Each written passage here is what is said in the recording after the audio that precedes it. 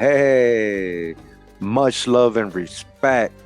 Pura vida, mi gente. Hey, what's up, guys? Don't mind me, it's just my little avatar digital Kurimeo right here. Hey, thanks for tuning in. I really appreciate you guys, taking the time to do that. We got some real shocking info. No, sir. We already know this. We got a whole series about certain nations of Africa not being originally indigenous to Africa, but Johnny latecomers, coming in as foreigners from Asia and Europe and other parts of the world. Okay, yeah. Can you believe that? So we're gonna be focusing today. We're gonna do some studying and reading of the origins of the Yoruba people, right, of West Africa. All right, we're gonna see what their traditions are and what some of the anthropological books and research of other people have done. What are they really saying? What's their real origin? All right, are they really from West Africa? Are they really from the African continent at all, or are they from another part of the world? Are they from Asia? Are they from Europe? All right, we'll see what the books, what the research has to say. Again, we're just gonna let the research, speak for itself. I hope you guys really enjoyed the video. Again, thanks for tuning in. We're gonna get right into it. Right to the point. We're talking about where the Yoruba people came from. All right, we're gonna show you they actually came from south, what they're calling Yemen today, or Arabia, right? They're the original pure Arabs, as the word indicates. So again, thanks for tuning in. We're gonna get right into it. All right. Oh wow. So right away, let's just get into some of these books, some of the research. What are people saying about the history of the Yorubas and specifically about the origins, right? What do the traditions say? It says here in this book, the history of the Yorubas from the earliest times to the beginning of the British Protectorate by the Reverend Samuel Johnson, pastor of Oyo, all right? So that's not the white man, and edited by Dr. O.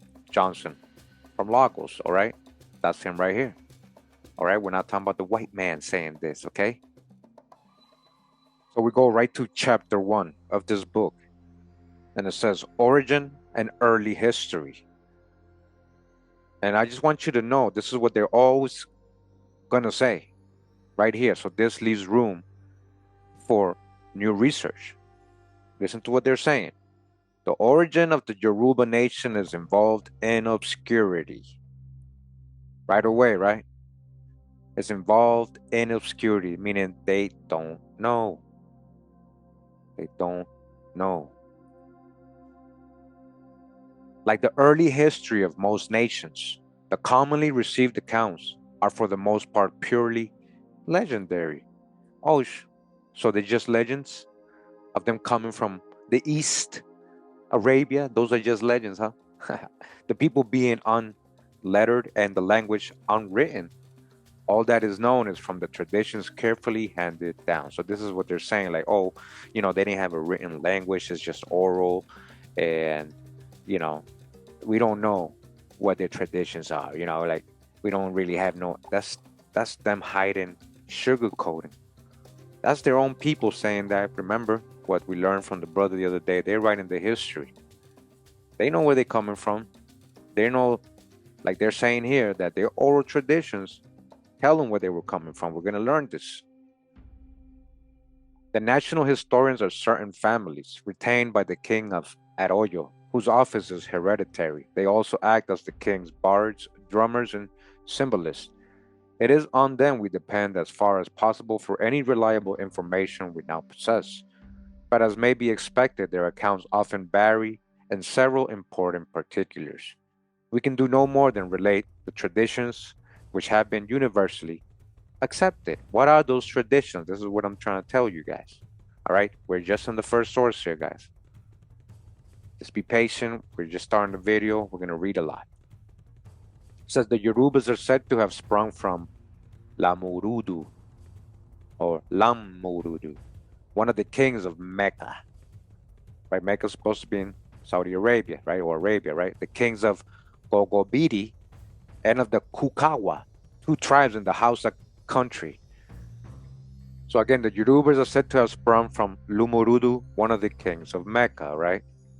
His offspring were Oduduwa, the ancestor of the Yorubas, the kings of Gogobidi and the Kukawa, two tribes in the Hausa country.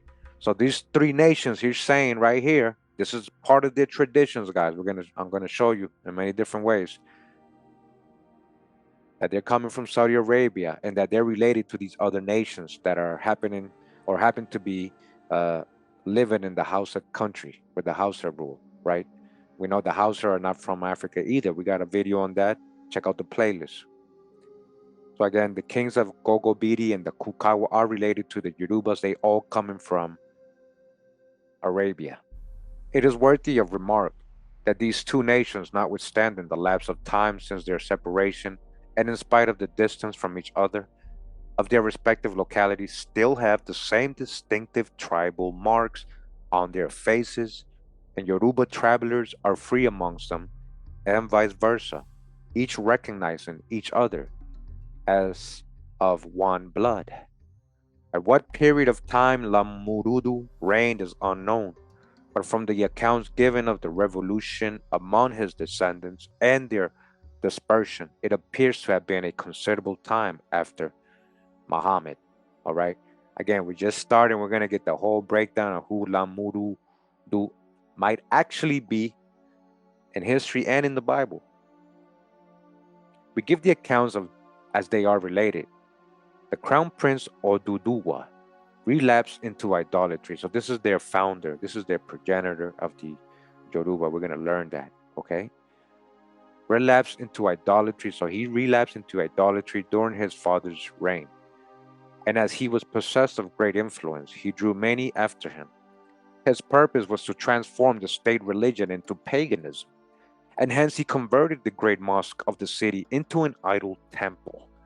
And this Asada, his priest, who was himself an image maker studded with idols. Asada had a son called Brahima, who was brought up a Mohammedan. During his minority, he was a seller of his father's idols, an occupation which he thoroughly abhorred, but which he was obliged to engage in. But in offering for sale his father's handiwork, he usually invited buyers by calling out who would purchase falsehood, a premonition this of what the boy will afterwards become. By the influence of the crown prince, a royal mandate was issued, ordering all the men to go out hunting for 3 days before the annual celebration of the festivals held in honor of these gods. When Brahma was old enough, he seized the opportunity of one of such absences from the town of those who might have opposed him to destroy the gods whose presence had caused the sacred mosque to become desecrated. The axe with which the idols were hewed in pieces was left hanging on the neck of the chief idol, a huge thing in human shape. Enquiry being made, it was soon discovered who the iconoclast was, and when accosted, he gave replies which were not unlike those which Joash gave to the Abiezrites, who had accused his son Gideon of having performed a similar act. And you can find that on Judges chapter 6, verses 28 to 33. All right, so could this be the what people they're referring to? Said Brahma, ask that huge idol who did it. The man replied, can he speak? Then said Brahma, why do you worship things which cannot speak? He was immediately ordered to be burnt alive for this act of gross impiety. See what they did to him? 1,000 loads of wood were collected for his stake, and several pots of oil were brought for the purpose of firing the pile. This was the signal for a civil war. Each of the two parties had powerful followers, but the Mohammedan party, which has or was hitherto suppressed, had the upper hand and vanquished their opponents. Lamurudu, the king, was slain. All right, listen, this is where the Yorubas are coming from. Who's Lamurudu, right? And all his children, with those who sympathized with them, were expelled from the town. The princes who became kings of Gogobiri and of the Kukawa went westward, and Oduduwa eastward. The latter traveled 90 days from Mecca. All right, so it took them what? About 3 months to get from Arabia, right? And after wandering about, finally settled down at Ile-Ife, where he met with Agbo Niregun or Setulu, the founder of the Ifa worship. All right, this is where they settled in Africa. This place called Ile-Ife. We're going to learn more and more, right? We're just getting a little background of the traditions. Remember, this is the people telling you this is what was passed down to them from the people, the traditions the people carry. So, again, they supposedly got chased out by this pro-Islamic or Mohammedan faction of people, right?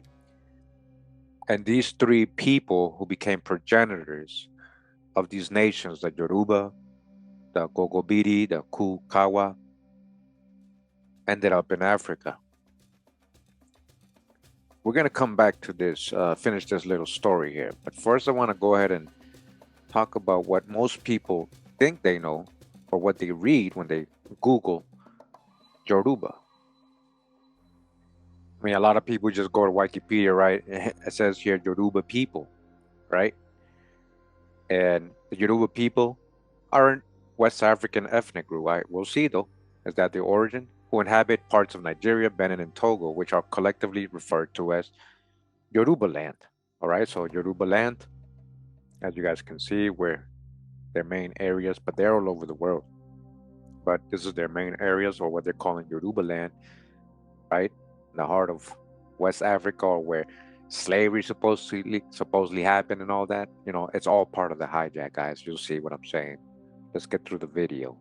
So when we're talking about the history, all right, let's see what it says. It says here in the etymology part, they're talking about the name Yaruba, right? It says the oldest known textual reference to the name Yaruba is found in an essay titled Miraj al-Sud from a manuscript written by the Berber. All right, and the jurist Ahmed Baba in the year 1614.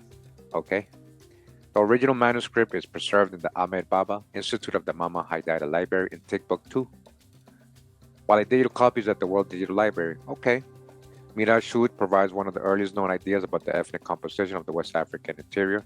The relevant section of the essays, which listed Yoruba group alongside 9 others in the region, as translated by John Hunwick and Fatima Harak for the Institute of African Studies, Rabad reads, we will add another rule for you, that is, that whoever now comes to you from among the group called Mosi or Gurma or Busa, right? We heard about the Mosi, right? Falani brother was telling about how the guy, you know, they made war in the 1890s with the Europeans to invade certain other people, says, or Gurma or Busa or Borgu or Dagomba or Kotokoli or Yoruba or Tombo or Bobo. Okay, all these people, right? Says in this early 1600s reference implies that the name Yoruba was already in popular demotic use as far back as at least the 1500s. Regarding the source and derivation of this name, guesses were posited by various foreign sociologists of external sources. These include, listen to this, guys. These include who? Ya'rub. All right, Ya'rub. We're going to learn about a lot about Ya'rub, okay? It says here, son of a Canaanite Joktan. Huh? Wait a minute. If you're talking about Joktan from the Bible, right? The son of Eber, he's not a Canaanite. So I don't know why they would be calling him a Canaanite. So now we're going to see that Ya'rub is said to be the son of somebody else. When we go to Ya'rub, all right, we're going to get into all this. It says Yarub, or Ya'rub is an ancient Arabic personal name. He is the grandson of Abir, being the son of Qhatan. So not Joktan, right? Qhatan it says here. This is the Arabic version of it, right? Qhatan, and the ancestor of the Himyarite and Sabian kings of Yemen. Okay, Yemen, right?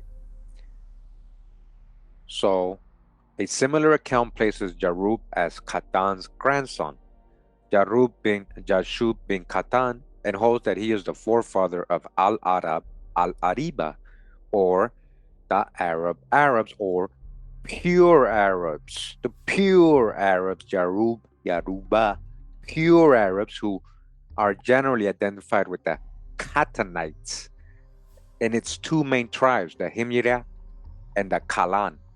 Okay, some legendary accounts relate that Ya'rub was the first to speak Arabic and that the language was named for him. Ya'rub.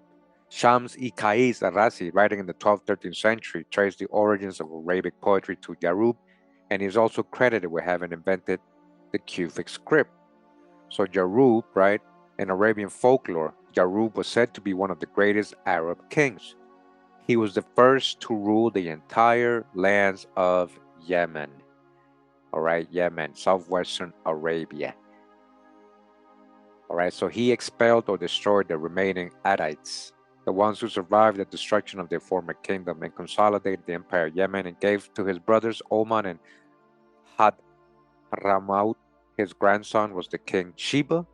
All right, so Sheba's coming from him, the male in the Bible, not Sheba, Queen Sheba, that's a whole different Sheba, but the famous from the Sabians, right?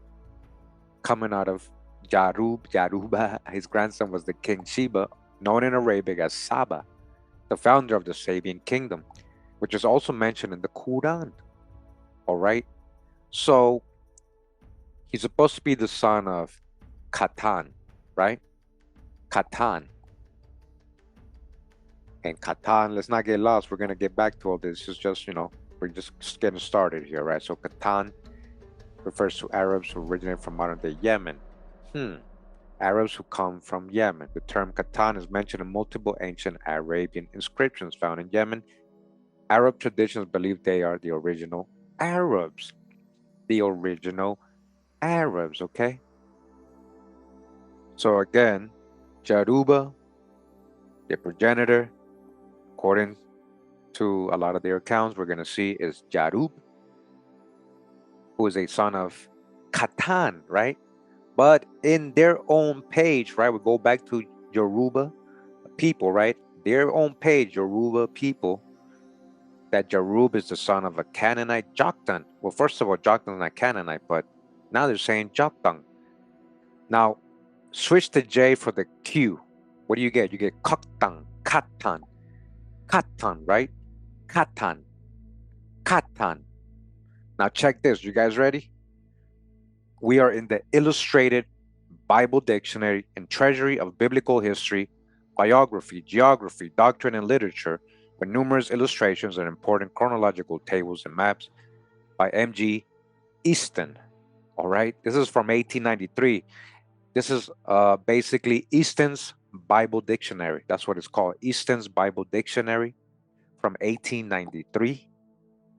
So on page 384 of this book, we go to the word and the name Joktan, right at the bottom right here, guys, as you guys can see.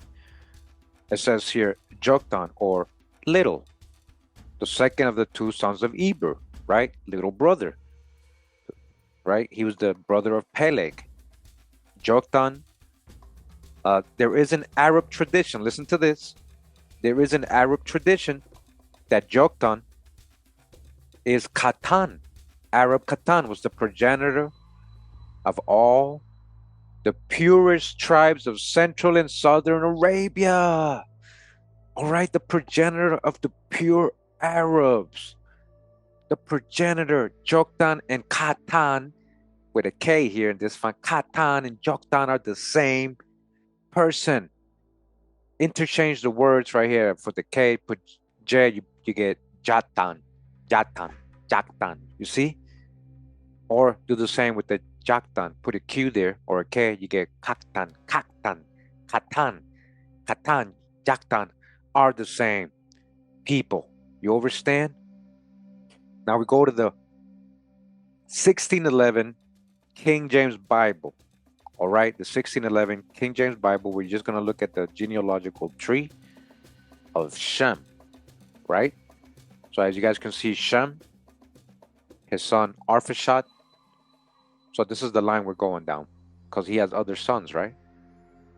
Right? Some of them become Assyrians, some of them become Persians, others become Aramaic, okay? All under Shem, okay? Lud, London, London, Okay, so in this case, we go down Arphaxad and we get to Eber, right? Eber had two sons, one Peleg, the other Joktan. There we go. Or Qhatan, right? Qhatan or Joktan, Eber.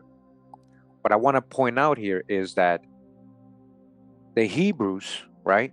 If anybody should be called Hebrew, it would be through, yes, the line of Arphaxad, through Eber, of course, but then it would go through Peleg, that son, not through Joktan, okay? Peleg eventually has descendants Nahor, which is Abraham's grandfather, and his dad Terah. These are descendants of Peleg, all right? Cousins of Joktan. Abraham comes from Peleg, not Joktan. The Hebrews come from Peleg, not Joktan. That's okay. Nobody's saying anything about that. I just want to point that out, okay? Remember that. I just want to point that out. So back in the Easton's Bible Dictionary from 1893, again, Joktan is the same as Qhatan.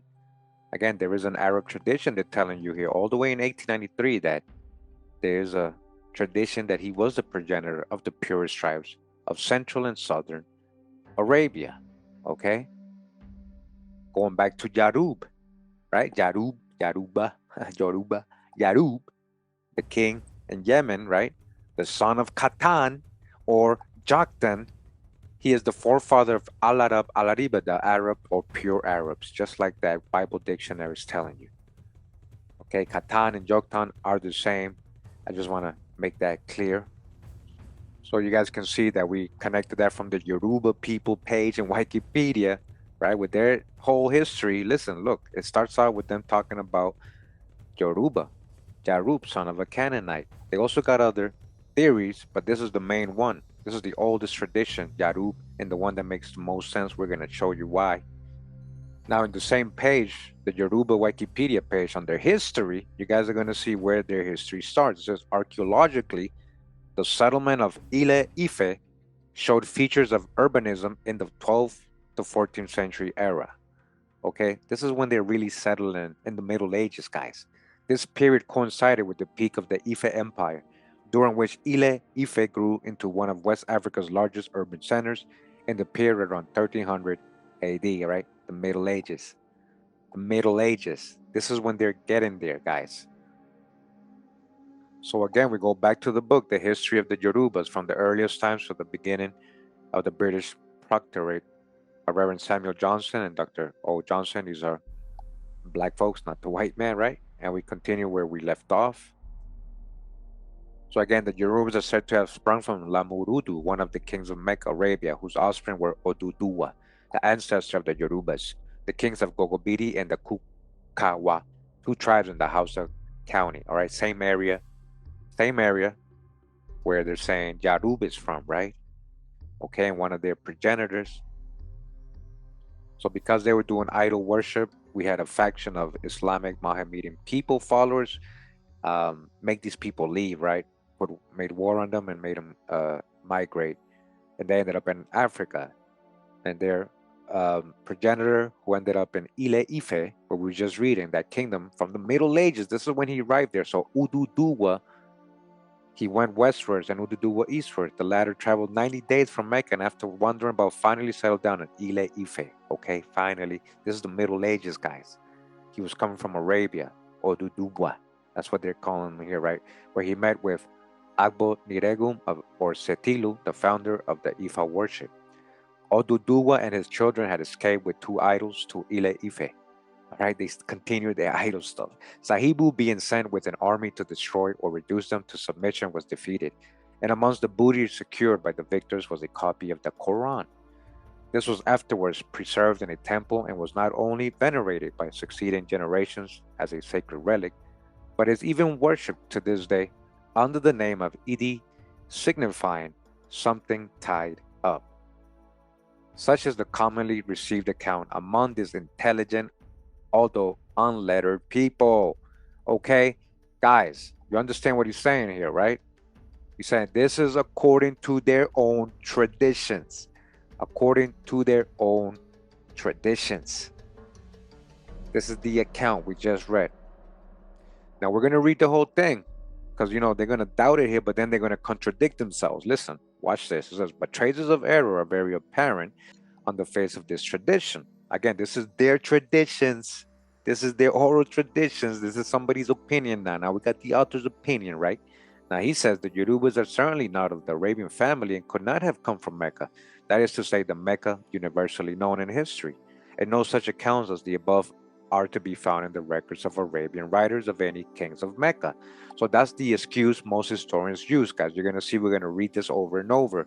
Oh, there's no records. But guys, remember, when people invade and conquer other people, who writes the story? Of course, they eliminated all traces of these people. They were idol worshippers to them, these Islamic people, Mohammedan people, kicked them out, wrote the history there, just like the same people ended up being Yorubas and rewrote the history in that part of the world in West Africa, made themselves indigenous to that part.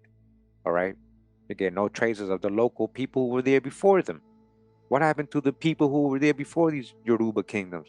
Who are they? What happened to them? Okay, same thing. Let's keep going. So an event such importance could hardly have passed unnoticed by their historians. It didn't. It just had different names, different characters. We're understanding it differently. But then it may be taken for granted that all such accounts and traditions have in them some basis in actual facts. Now he's got to admit, it has to be something has to be true. Nor is the subject under review exempted. Okay? He's like, we're not taking that theory out from the general rule, and this will become apparent on a closer study of the accounts. He's like, when you really start researching, it does kind of make sense that the Yorubas came originally from the east. There cannot be the slightest doubt, okay? They came from the east. Middle East, Arabia, that part of the world, Asia. They came. There can be no doubt as their habits, manners, and customs. All right? Because of their tradition, their culture, their manners, their customs, we're going to see their language as well all go to prove.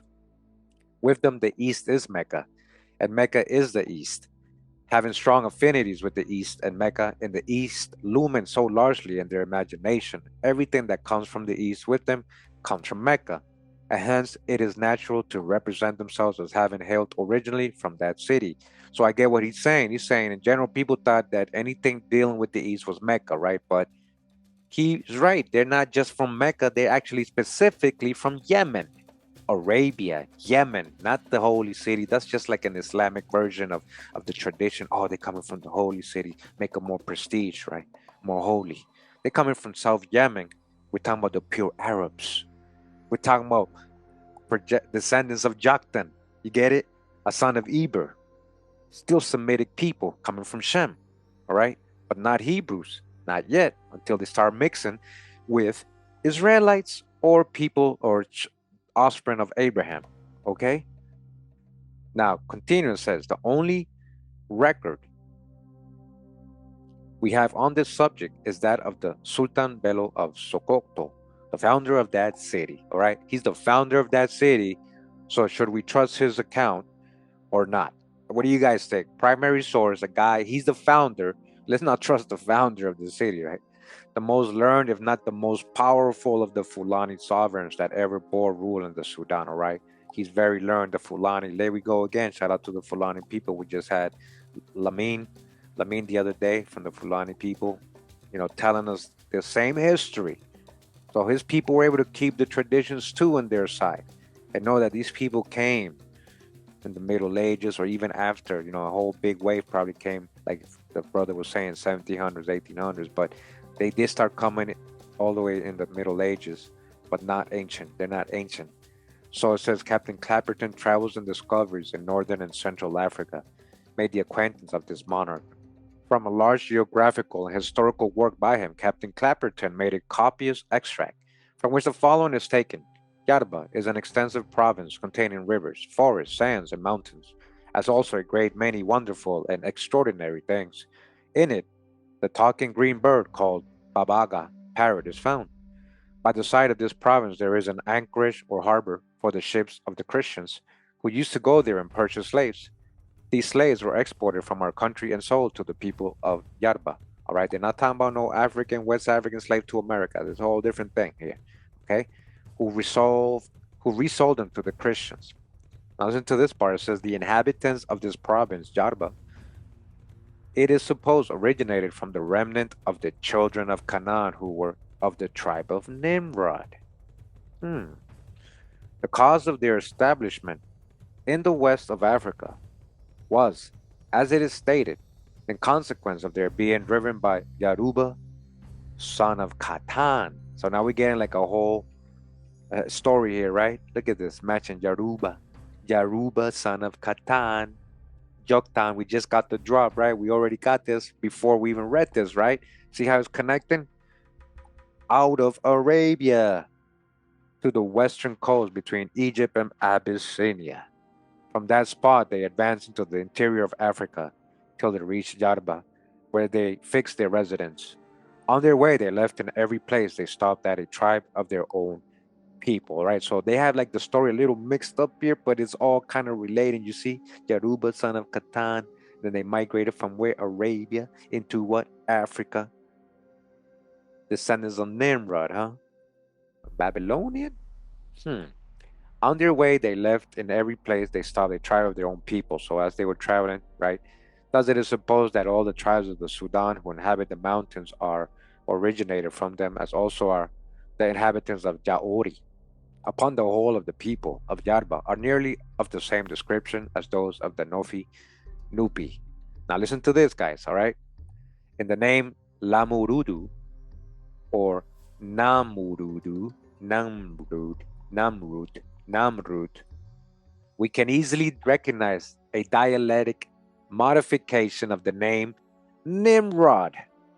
Remember, they supposedly come from, their progenitor Oduduwa is the son or progenitor, the descendant of Lamurudu, right? They're letting you know here, Lamurudu might actually be Nimrod. Who this Nimrod was, whether Nimrod surnamed the Strong, the son of Hasol, or Nimrod the Mighty Hunter of the Bible, or whether both descriptions belong to one and the same person, we cannot tell. But this extract not only confirms the tradition of their origin, but also casts a side light on the legend. Arabia is probably the Mecca of our tradition. It is known that the descendants of Nimrod, or Phoenicians, Darstahaya, it's not just Phoenicians sea people, right? Yeah, but a lot of Phoenicians were of the same people of Nimrod, right? Whatever that was. What is a Babylonian? That's an empire. Pay attention. So Nimrod, descendants of Nimrod were led in war to Arabia, that they settled there, and from thence they were driven by religious persecution to Africa. To Africa, huh? We have here also the origin of the term Yoruba. From Yaruba, their first permanent settlement in Africa. Yaruba is the same as the Hausa term Yariba for Yoruba. All right, so, they ain't going far back enough. Again, we just did the whole drop of Ya'rub. All right, so we read a good amount of this book. I just wanted, in case people think I'm not reading different sources or whatever, I just wanted to get you guys to see what these people were saying. All right, and about the origins, okay, definitely from the east.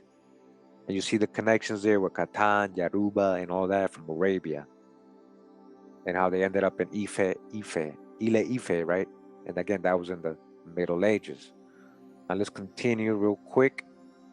Now going back to Easton's Bible Dictionary, right? They have a little genealogical table here of Shem's descendants. Again, as you guys can see, from Arphaxad and then through Eber, and then through Peleg, not Joktan, comes Abraham. And then Abraham had his two sons named Isaac and Ishmael. Now look what it says for Ishmael. It says the Ishmaelites who mingled with the Arab tribes descended from Joktan. Arab tribes descended from Joktan. Arab, the pure Arabs, the original, same people Yoruba come from. They did what? They mixed with what? Ishmaelites. Ishmaelites. Ishmaelites. Okay? Where's the whole thing about Babylonians and all this stuff? What does it really mean? These empires, these different peoples mixing together create different empires. And we just know them by that empire. We don't understand their whole ethnological makeup. But look how it's telling you right here, Arab tribes descended from Joktan in the line of Eber from Arphaxad. All right, Joktan and Ishmaelites coming together. All right. And we continue the research. We're in another book here. It says here, A History of the Yoruba People. This is by S. Adebanji Akintoye. All right, again, this is not the white man. So going on to page 18 or like chapter 1, it says here, the beginning, right? The beginning. Where are they from? What's the origin? Now, a lot of nations tend to, almost every ancient nation or empire tends to have like a mythological beginning, right? To give more credence to their people as the more original people or the first people. So this is the case when it comes to the Yoruba. As it says here, let me just read a little bit so you can see what I mean. It says the Yoruba have some remarkable graphic myths of creation and of origins. The most widely known Yoruba myth has it that at the beginning of time, when the whole surface of the earth was one watery matter, right? The great flood or the creation of the earth, just like Genesis, right? Chapter 1, also known as Olurum, king of heaven, sent down some heavenly beings to create solid land. Heavenly beings, that your dragons or dracons, as well as plant life and animal life on the earth, bringing with them some quantity of earth. So as you guys can see, they went way back. All right, so now they're like literally, this sounds just like Genesis, right? Where they really getting this from.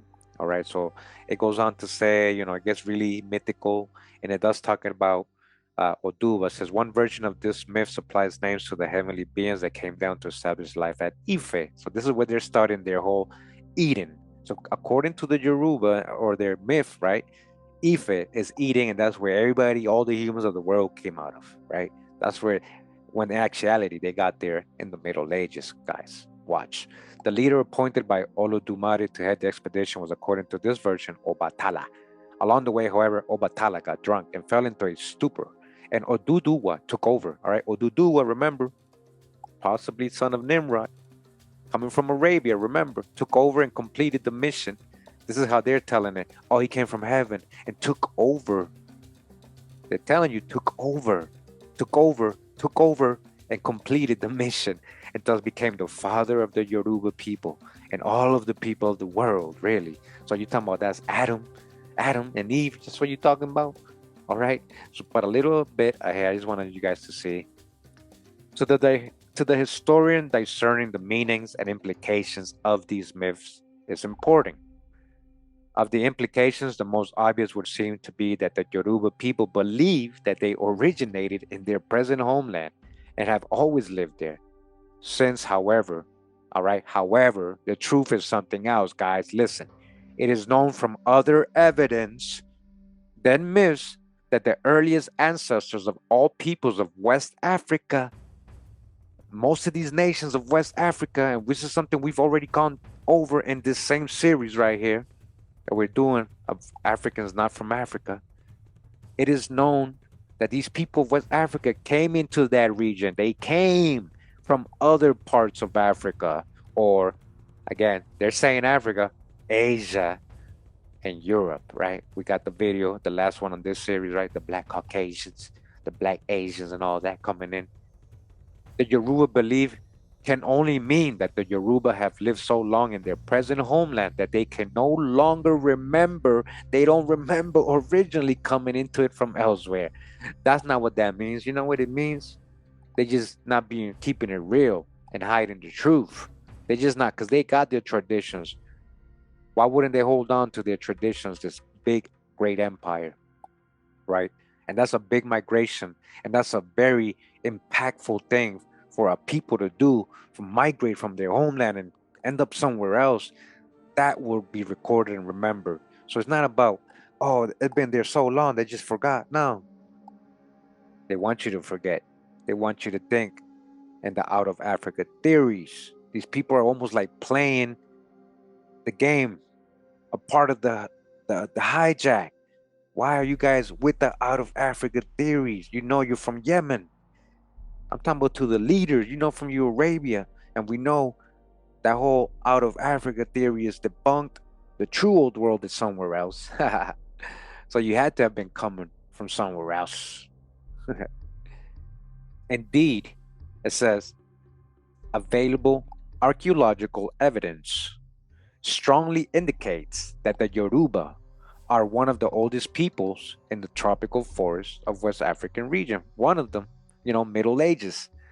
As for the introduction of the names of Obatala and Oduduwa into these creation myths, there seems no doubt that what we have here is a conflation of very ancient myths with later known facts. Okay, they just mixed the Genesis creation story with their arrival in Africa, literally, at some point in Yoruba history. As will be seen in subsequent chapters, Obatala and Oduduwa were not mythical, heavenly beings, okay? They were humans. These were real people. They were coming from a real place. Humans who played very significant roles in a great era of Yoruba history.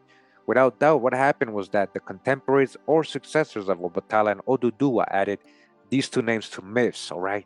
They created a history, like the Fulani brother was saying, to make them have roots in Africa so they can act like they had roots there that had existed probably very long before their time in an attempt to accord Oduduwa in particular the very high position he deserved in the transformation of Yoruba civilization in the most significant era in early Yoruba history.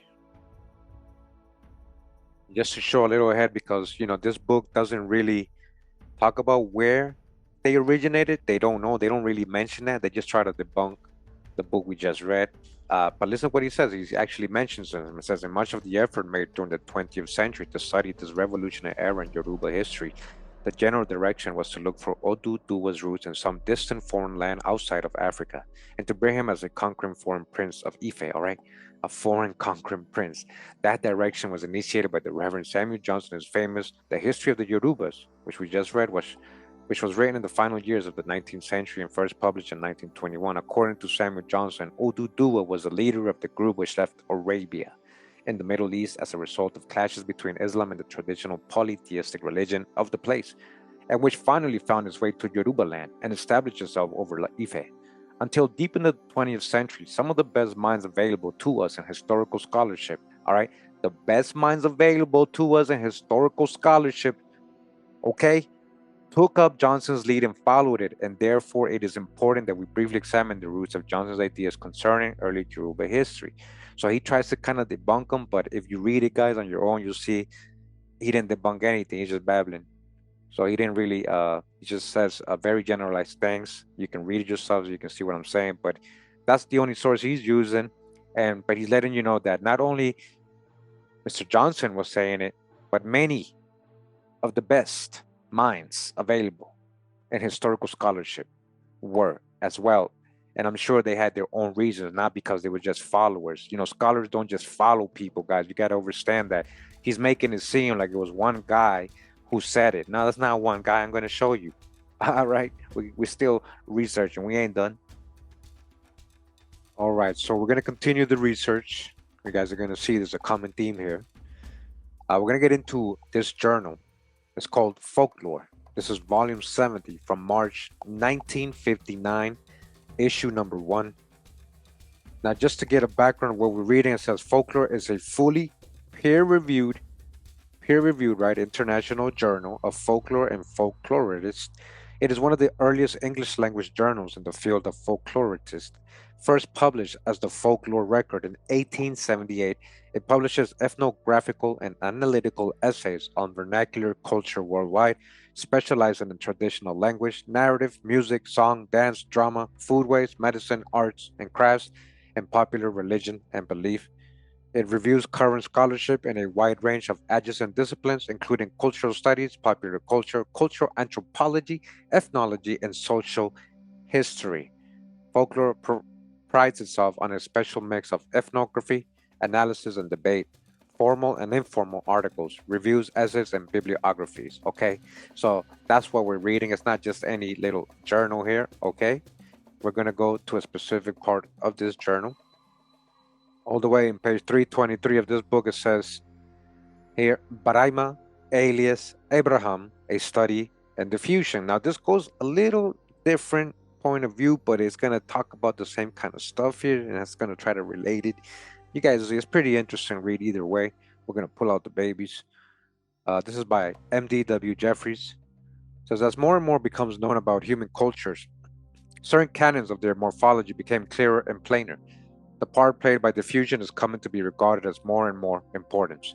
Thus, the distinguished anthropologist Lord Raglan, 1939, has laid it down that no invention, discovery, custom, belief, or even story is known for certain to have originated in two separate cultures. With this rule, let us examine a Yoruba story of origin and see whether the rules applies. The Yoruba are a Sudanic-speaking group. All right, this is the main, what they try to say, right? They're a Sudanic-speaking group of Nigerians who inhabit the southwest corner of southern Nigeria. Now, the earliest writing history of the Yaruba of Nigeria occurs in the Infakul Maisuri of Sultan Mohammed Bello, the founder of Sokoto. He died in 1837.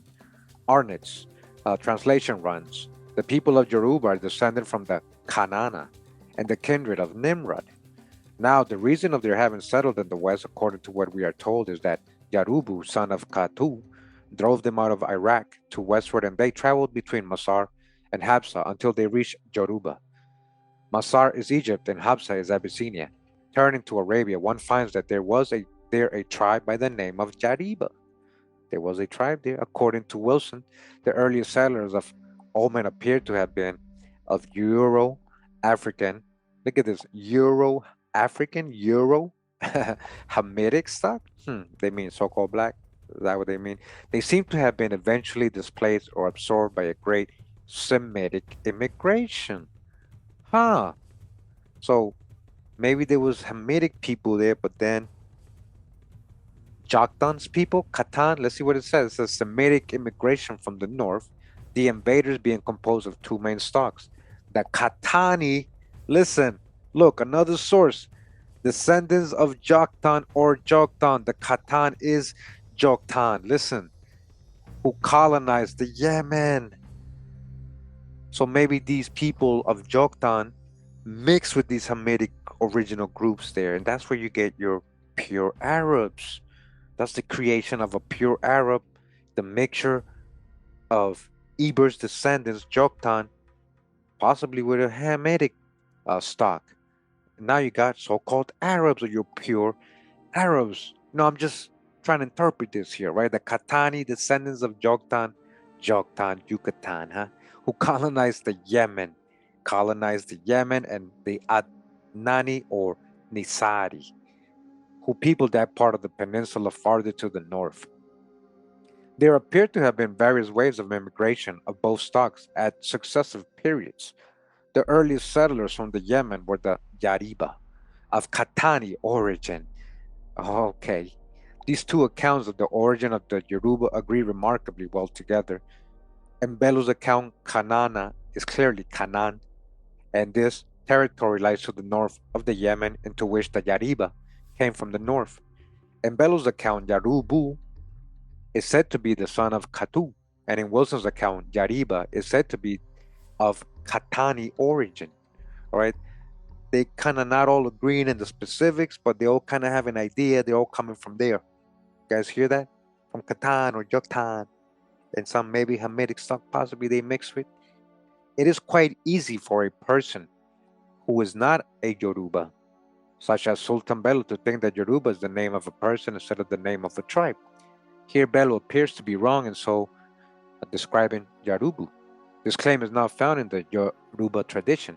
One finds that Johnson, their historian, writes of them as follows. Listen to what Johnson said again. The Yorubas are said to have sprung from Lamurudu, one of the kings of Mecca, that's in Arabia, right? Whose offspring were Oduduwa, the ancestor of the Yorubas, the kings of Gogobiri and Kuwawa, the two tribes in the Hausa country, all right? We got this account. At What period of time Lumurudu reigned is unknown. They don't know, but they telling you all this other stuff, right? So there's still room for error here. But from the accounts given of the revolution among his descendants and their dispersion, it appears to have been a considerable time after Muhammad. Now we give the accounts as they are related. The crown prince Oduduwa relapsed into idolatry during his father's reign, and as he was possessed of great influence, he drew many after him. His purpose was to transform the state religion into paganism, and hence he converted the great mosque of the city into an idol temple. And this, Asara, his priest, who was himself an image maker, studied it with idols. So we got the whole story earlier, right? And what happened? So Asara had a son called Brahma, it says here, who was brought up a Mohammedan. During his minority, he was a seller of his father's idols, an occupation which he thoroughly abhorred, but which he was obliged to engage in. But in offering for sale his father's handiwork, he usually invited buyers by calling out who would purchase falsehood. A premonition, this is what the boy will afterwards become. Now, I think I know where they're going with this, because it sounds like Abraham, and that is Brahima, Abraham, Abram. So it says, by the influence of the crown prince, a royal mandate was issued ordering all the men to go out hunting for these 3 days, the annual celebration of the festival held in honor of these gods. Or grammar, this is one of the accounts. When Brahma was old enough, he seized the opportunity of one of such absences from the town of those who might have opposed him to destroy the gods, whose presence had caused the sacred mosque to become desecrated. The axe with which the idols were hewed in pieces was left hanging on the neck of the chief idol, a huge thing in human shape. Inquiry being made, it was soon discovered who the iconoclast was, and when accosted, we gave replies which were not unlike those which George gave to the Abiesrites. All right, so we get this again earlier. The whole story of what happened, and then he got murdered, right? Then he said, "Why you worship things you can't speak?" Right? We got this earlier. So the net results was that through Brahma, idolatry was destroyed and Mohammedanism restored, while the idolaters, the Yaruba, fled, finally settled in Ife, and Yoruba land. Now, this story is a Yoruba story, and on the face of it appears to be indigenous. However, bearing in mind Lord Raglan's dictum, it is advisable to travel east from Yoruba land and see a similar story, if not found, in the Orient. Now, before proceeding to the Orient, however, one's attention is arrested by the fact that a similar story is found in Abyssinia, enshrined in the Kebra Nagas, or the Glory of the Kings. Budge's translation of the Ethiopic text runs, and Terah begot his son, called him Abraham, or Abram. And when Abraham was 12 years old, his father Terah sent him to sell idols. And Abraham said, "These are not good, that can make deliverance," right? So you see, somebody's copying somebody, right? And adding different types of stories together and creating the origin story.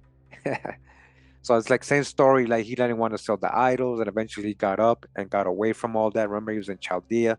We know the whole story of Abraham, right? And what happened and how he left and went back to the Holy Land. Now it says here, in the Yaruba account, it is definitely stated that Brahma was from childhood brought up as a Mohammedan. On the face of it, the chronological difference between Abraham of Ur of the Chaldees, who flourished around 2000 BC, and Brahma, who was brought up as a Mohammedan circa AD 1650, precludes one from identifying them as one and the same person, right? They're nearly not the same. Maybe it's a phantom duplicate story, right? Like, chronologies are messed up. How this confusion has arisen is explainable on two grounds. Firstly, there are the Arab traditions, which, according to Barry, are partly anti Mohammedan, relating mainly to the Kaaba, or sacred house, of Mecca, which Abraham and his son Ishmael are said to have rebuilt for the fourth time over the Black Stone. Such a tradition would therefore account for Abraham being in Mecca, but would hardly explain how Abraham came to be a follower of Islam. The second ground for the confusion arises from the identification of Muhammad with Abraham, according to Margoliouth. In it, so far, Muhammad formulated a definite notion of his work. It was probably the restoration of the religion of Abraham, or as the Quran calls him, Ibrahim. Draper remarks that Muhammad's first and ruling idea was simply religious reform, to overthrow Arabian idolatry. The fact that Mohammedan wished to restore what was regarded as the religion of Abraham, and also actually did overthrow the worship of idols, if he did not actually destroy any of them, would, in the absence of written records to maintain the correct sequence of events, in time, led to him being identified with Abraham, and would lead to Abraham being regarded as a Muslim. As a consequence, various and irreconcilable traditions would tend to cluster around the name of Abraham till finally one realizes that one is dealing with a common folk tale, adapted to different cultures. Now, in the Yoruba account, there is the desecration of the mosque at Mecca by the use of idols. Historically, there is no foundation for this statement, but excluding this desecration, then a similar story is found in the Quran referring to Abraham in the days of old. Using A.Y. Ali's translation, I quote, "Behold, Abraham said to his father and his people, what are these images to which ye are so assiduously devoted? They said, we found our fathers worshipping them. He said, indeed ye have been in manifest error. Ye and your fathers, they said, have you brought us the truth? Or are you one of those who jest? He said, nay, your Lord is the Lord of the heavens and earth, he who created them from nothing. I am the witness to this truth, all right? But it keeps going and going. And that's the tradition, right? It says, as the Yoruba have long been in touch with Muslims in the Muslims' north, there is a possibility that the Yoruba borrowed the tradition from Mohammedan sources. However, I think that this possibility can be excluded on the following grounds. In the Quranic account, there is no mention of Nimrod, who appears in the Yoruba tradition as Lamurudu. Okay, listen. Nimrod is Lamurudu, huh? And the absence of this name, for reasons that will appear presently, suggests that the Quranic version is a more recent one and does not draw from so ancient a source as that of the Yoruba tradition. The Yoruba tradition, guys, them coming from Arabia, is a lot older, basically. Listen. Furthermore, in the Quranic version, Abraham, with the knowledge of the true monotheistic religion, departs from his idolatrous kinsmen and tribe to establish this true religion in the land to which the Supreme Being directs him. In the Yoruba tradition, Ibrahim, after righting the mosque at Mecca of idols and restoring the true religion, remains there, and it is his idolatrous kinsmen who flee away and become the Yoruba. So you see how the stories are kind of like being mixed up and told in different ways and all that, but they're all coming from Arabia. Furthermore, there is no trace of Mohammedan influence in Yoruba religion. The conclusion then is that both the Yoruba and Muslims have borrowed this tradition from another source or sources, and it behoves us to search the Orient for more light on this point. So now it goes on to talk about the story of Nimrod and Abraham, right? And it says, King Nimrod now tried to destroy Abraham, but the Eternal saved him and sent him off to the land of Canaan. Continuing, says Wardle remarks that Nimrod and the Babylonian hero Gilgamesh have much in common and adds that Nimrod might be read phonetically as Namurtu, which places the name sufficiently close to the Yoruba Lamurudu to cause one to accept Johnson's claim that in the name Lamurudu or Namurudu, we can easily recognize the dialectic modification of the name Nimrod. I shall take up these points again further on.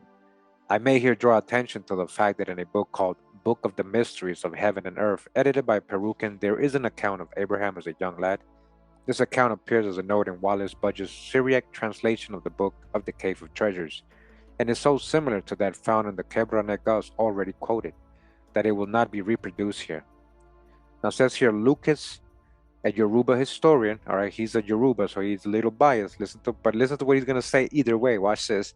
It says, rejects the idea that the Yorubas came from Arabia, and while the Yoruba, as a Negro, did not come from Arabia, that's, he's saying because they're Negroes, that's because he's saying out of Africa, right? The possibility that some of his culture did cannot be so summarily dismissed. Now, that's Lucas' opinion, right? So he says, referring to the Arabian tradition of origin, writes, this is what he says, in spite of the plausible character of this view, it appears to be based on a series of suppositions and mere hearsay, and in consequence of this, to be fanciful and erroneous. That's what his opinion is. Do the people call themselves Yoruba because they were driven out of Arabia by Yaruba? And do they give their name to the town of Yaruba? If there is no connection between the names, then it is very curious that the Yarubas were driven out by Yaruba, and they advanced until they reached Yaruba. If there is a connection, then the view lays itself open to a serious objection. It suggests that the Yorubas adopted the name of their conqueror. The adoption of such a name has no parallel in the history of the world, and anyone who understands the mentality of the Yorubas will readily agree that they would be the last people to adopt the names of their conquerors. And I would agree with that. I think, no, they are the Yarubs, not that they adopted the name of their conquerors.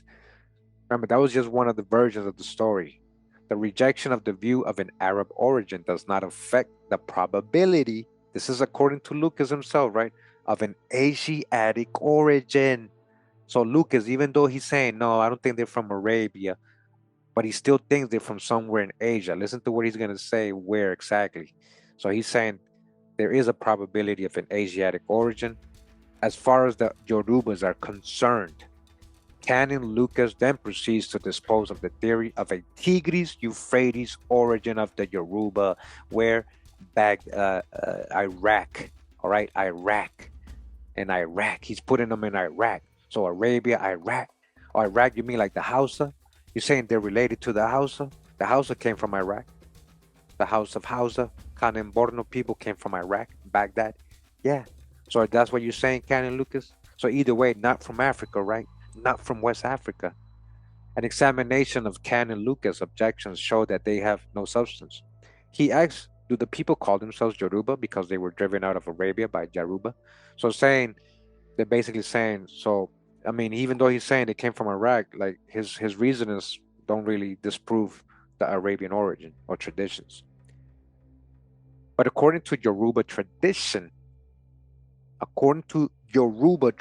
as given by an early Yoruba historian, Johnston, there is no mention of Yaruba, but it is known that there was in the Yemen of Arabia, listen, a tribe called Yaruba, which seems to have arrived there from Canaan in the north, and that this tribe was shattered by the Himyarites. Consequently, if a group of Yaruba migrated westward and finally settled where the Yoruba are found today, there is ample historical evidence to show that they could be called Yoruba. Okay? All right? There's a lot of evidence that makes sense why they would call themselves Yoruba if they're coming from the Yoruba. Come on, man. One has only to recall the Angles and Saxons of the continent who settled in Britain and gave rise to the Angles and Saxons there, or to the Norsemen who settled in northern France and became the Normans of Normandy. The main argument that Canon Lucas puts forward to demolish the tradition of the Arabian origin of the Yoruba is thus found upon examination to have no weight. All right. So he's trying to put them in Iraq instead. But his whole premise that they're not from Arabia, he has no proof of it. He's just saying that. All right. All right. So we're going to go back to that article just real quick, refresh again. Joktan, also known as Qhatan or ruler. Qhatan, Yaktan, birthplace Yemen, huh? Yemen. Wow. Is it really Yemen?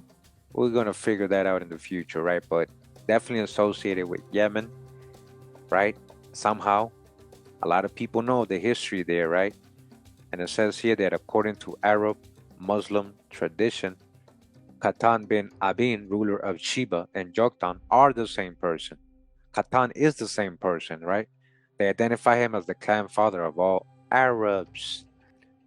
So again, Ya'rub, right? The son of Qhatan, right? Or Joktan, right? And he's called Ya'rub bin Yashu bin Qhatan. It holds that he is the forefather of Al-Arab al-Riba, the pure Arabs,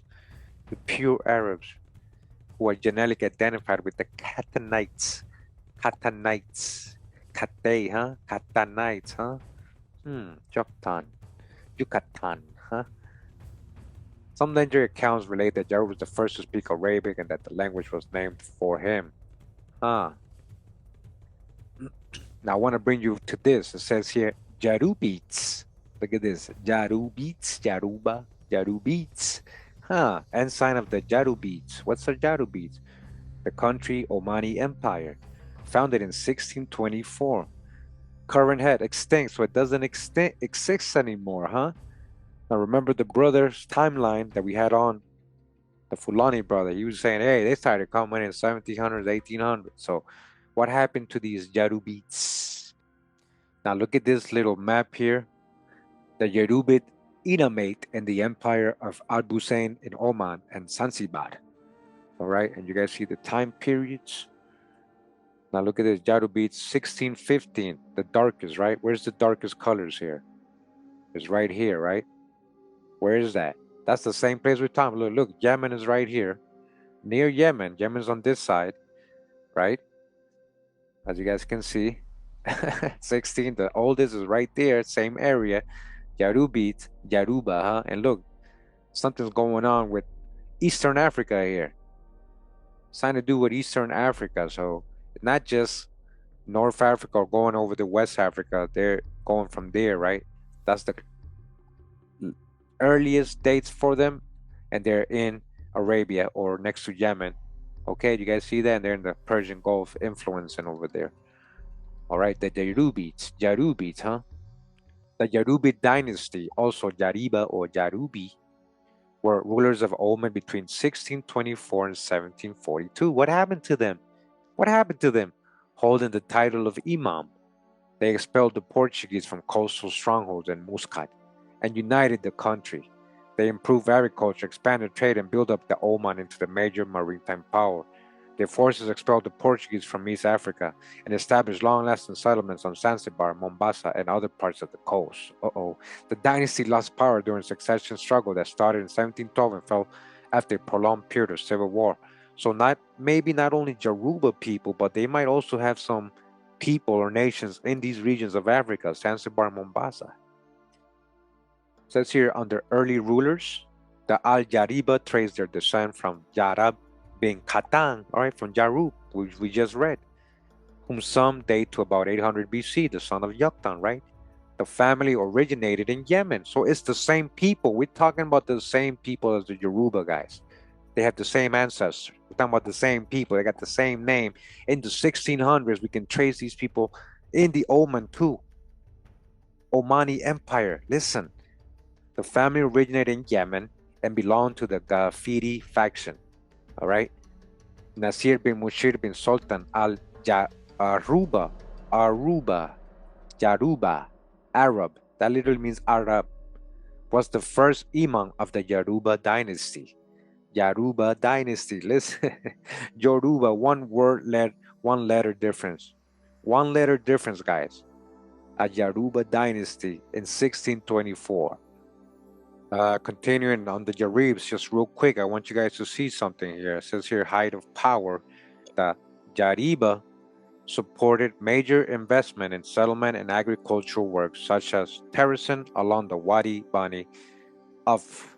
Now look, guys, these people are literally calling themselves Yariba. Look, Yaariba. You guys see that? Yariba. Yariba. Pay attention. Yariba, right? Back in the book, The History of Yorubas from the earliest times to the beginning of the British Protectorate from 1921, right? Says the country was probably first known to Europe from the north through the explorers of northern and central Africa. For in old records, the Hausa and Fulani names are used for the country and its capital. Thus, we see in Webster's Gazetteer, Yariba. Yariba. All right, Yariba. Going back, Yarubites. They literally call themselves Yariba. Yariba. Okay, the Yariba supported major investment. That Yariba, the people, that Yariba, same word, right? Yariba, look, Yariba, same way, Yariba, which is the terms, the Hausa. These are the terms Hausa for Yoruba and for Oyo, all right? These are the Hausa terms for Yoruba. They call them Yariba. Just like these Yarubites call themselves Yariba. And again, further on in the book, we have here also the origin of the term Yoruba from Yaruba, their first permanent settlement in Africa. Yaruba is the same as the Hausa term Yariba for Yaruba. And again, the Yerubites of the Omani Empire from the 1600s called themselves the Yariba. And again, in the book, this was the ancient city of Oyo, marked in ancient maps as Eyo or Katunga, the latter being the Hausa terms for Oyo, capital of Yariba. So again, I thought that was interesting that they literally calling themselves as the first name of the city they went to when they arrived in that part of Africa, right? And that's the term the Hausa calls the Yaruba. They called them Yariba. The Fulani and the Hausa call them Yariba, just like these people call themselves Yariba. And so, as Mr. Jinka Karim or Mrs. Jinka Karim says, a rethinking of the origin and meaning of the name Yoruba is needed. All right, let's see what he has to say real quick. So, the origin and meaning of Yoruba, a name which designates a people and their language, is shrouded in controversy. Remember, it's undisputed. Hitherto, there was no accurate knowledge of the origin and meaning of the name, but alternative facts and misinformation which fueled the apparent controversy. There was also misconception about the name, which discouraged conducting any research into its origin and meaning. Various researches on Yoruba were conducted mainly from a historical perspective. Consequently, the name Yoruba was erroneously regarded as a meaningless word. This paper, which rethinks the origin and meaning of the name Yoruba, embraces history, onomastics, and archaeology to explain that Yoruba is not a meaningless word, and to justify the tracing of the origin of Yoruba to Yemen in ancient Arabia, where the personal Arabic name of Ya'rub, with its roots in Hebrew and Aramaic word Arab, means a Westerner, all right? A Westerner.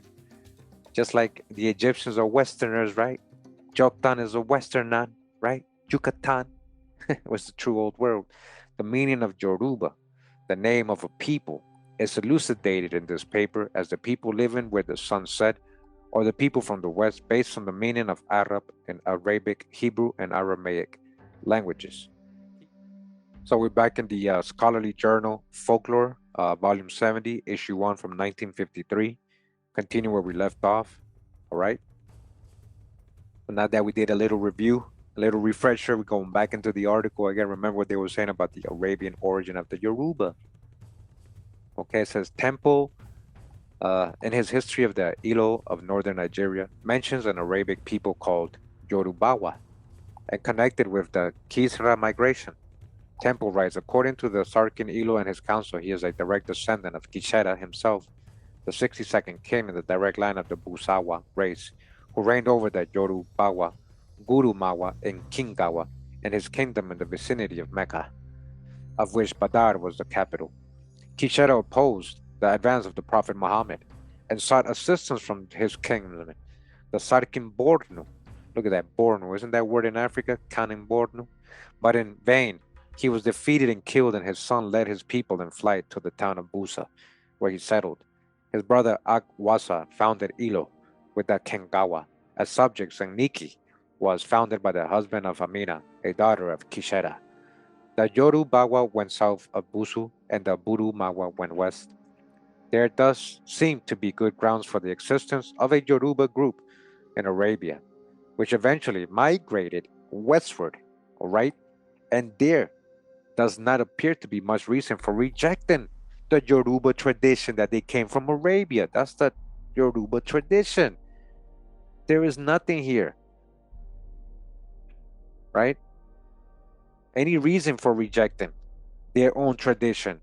So all you Pan-Africans, all you out of Africa theorists, you have no proof, no reason for rejecting the, the people's tradition that they came from Arabia. The time has now come to take stock of these Abrahamic traditions. In the Yoruba version, apart from the similarities in content, there is close agreement in the names of the principal actors. Thus, it is quite clear that Baraima in Yoruba is the Abraham of Ur of the Chaldees, while Lumurudu or Namurudu as a king fits in with Namurtu or Nimrod, king of Babylon. All right, they all mixing all these stories and histories together, and up from different people to have an origin, right? To have an origin for themselves. One is now left with Asara in the Yoruba version as the father of Abram and Tara as the father of Abraham in the Kebra Negas, as T and S are phonetically interchangeable as close resemblance between Asara and Tara. When written as Asara and Sara or as Atara and Tara becomes apparent, so that one may conclude that not only is the Yoruba tradition older than the Mohammedan one, but that they did not borrow it from the Muslims, okay? This is from their own traditions, because a lot of people say, well, they probably got that tradition that they're from Arabia because they started mixing with Muslims that were coming from there. No, that's not true. He's letting you know that the version that the Yoruba have in their tradition is older than that. It's older. So far, the Yoruba tradition has been identified with tradition current in the Orient. Can anything more be ascertained? It seems that it can. The name Yoruba, according to Sultan Bello, belongs to a people who came from the Orient, from the land of Canaan, of the kindred of Nimrod, and that Yarubu was the son of Katu. The history of Arabia supports Sultan Bello. There was in Arabia a tribe coming from the north, and hence possibly from Canaan by the name of Yariba. Bello says that Yarubu was the son of Katu, while the history of the Yariba in Arabia places them as part of the Qhatani group. Qhatan or Joktan group, descendants of Joktan from Yemen. The narrative in each version is remarkably similar in all important points. In each account, the iconoclast and his father have similar names in each version, and the iconoclast, by destroying his father idols, restores the old true religion. There can thus be little doubt but that the Yoruba story derives from one long current in the East. What is remarkable is the accuracy through the centuries which the Yoruba oral tradition has maintained with the original. This instance supports Lord Raglan's dictum that no two similar stories are ever invented independently. To return to the Yaruba in Arabia, right? Remember, we just got the Yarubites, the Omani Empire in the 1600s, that Yaruba, they called themselves. So, to return to the Yaruba in Arabia and the Yoruba in Nigeria, one reads that when in Arabia the Himyarites came into power, many of the other tribes were driven out of Arabia into Africa via Abyssinia through Ethiopia and Egypt, guys. So that the Yoruba story of origin shows both internal and external consistencies and may be regarded as historically true. Historically true. They are from Yemen, Saudi Arabia. The Yoruba firmly believe that this story is part of their traditional history and is not a story borrowed from another people, okay? I'm talking about the old school, the elders, the old school elders, not no modern day pro out of Africa theory Pan Africans, right? All this black lives out of Africa, pro black 1993. You know, I'm talking about the people who carry the oral traditions. They tell you that this is their story and it's part of their traditional history. It's not a story borrowed from another people. This ultimate fate of a diffused trait has been stereotyped by Kroeber, who commented on the diffusion of cultures, wrote, "The amount of diffusion which is constantly going on between cultures that have context is impressive, and the amount of cultural material content of foreign origin which gradually accumulates within any one culture may fairly be said to be normally greater than what is originated within it. Also, an integrating process brings it about that as soon as a culture has accepted a new item, it tends to lose interest in the foreignness of origin of this item, as again the fact that the item is now functioning within the culture. One might say that once acceptance is made, the source is played down and forgotten as soon as possible. So it comes about that a large proportion of every culture was not spontaneously developed by it, but was introduced from outside and fitted into it, after which the people of the culture were no longer much concerned about the fact of introduction. This axiom of Kroeber's that much any culture is not indigenous but is later regarded as indigenous is found to fit the Yoruba culture very adequately. So in this case, when it comes to the Yoruba, yes, because they're not indigenous to that part of Africa. Thus, when Frobenius reported on them, he found them to be an integrated society. But he wrote, first of all, I must state that the discoveries made during the excavations and explorations by me and my friends from 1910 to 1912 and Ife, or Yoruba in general, disclosed nothing affording a clue for thinking that this great skill in art had been developed autogenetically. All right, it's not autochthonous to there. They brought it with them. That culture is what he's saying. Example, spontaneously in the country itself. If really older types, which could be considered as a more primitive expression, had been in existence, forerunners, as it were, and starting points of perfected terracotta art, I think I should have come across them somewhere, because the natives are themselves very keen on the discovery of ancient things. All right, they haven't found no archaeological pottery saying, "Oh yeah, look at the development of all this art and culture of the Yoruba." No, they brought that with them from Yemen, guys, from the Arabia, from Egypt, from all that. They were, their travels, right? The terracottas. Sorry, there was, however, absolutely nothing which could be regarded as being anywhere near as grandiose as Parnasum to the heights of Ile-Ife. The terracottas, the bronze, the titles, the Stone Age wars face us as types of perfection, Up to the present, there is not proof of any more ancient stratum. All of a sudden, these people in the Middle Ages have all this terracottas, bronze tiles, but there's no history, archaeology of that before them. All right, they're letting you know this is a very scholarly journey. I read to you guys what we're reading, right? What we're reading, peer reviewed, peer reviewed. In other words, the present Yoruba culture is the result of a diffusion. It has come from outside the Yoruba speaking peoples. Such a condition is not peculiar to Yoruba, okay? That's not the only case. We got many cases like that in Africa, right? Sir Richard Palmer summed up this situation in the following words.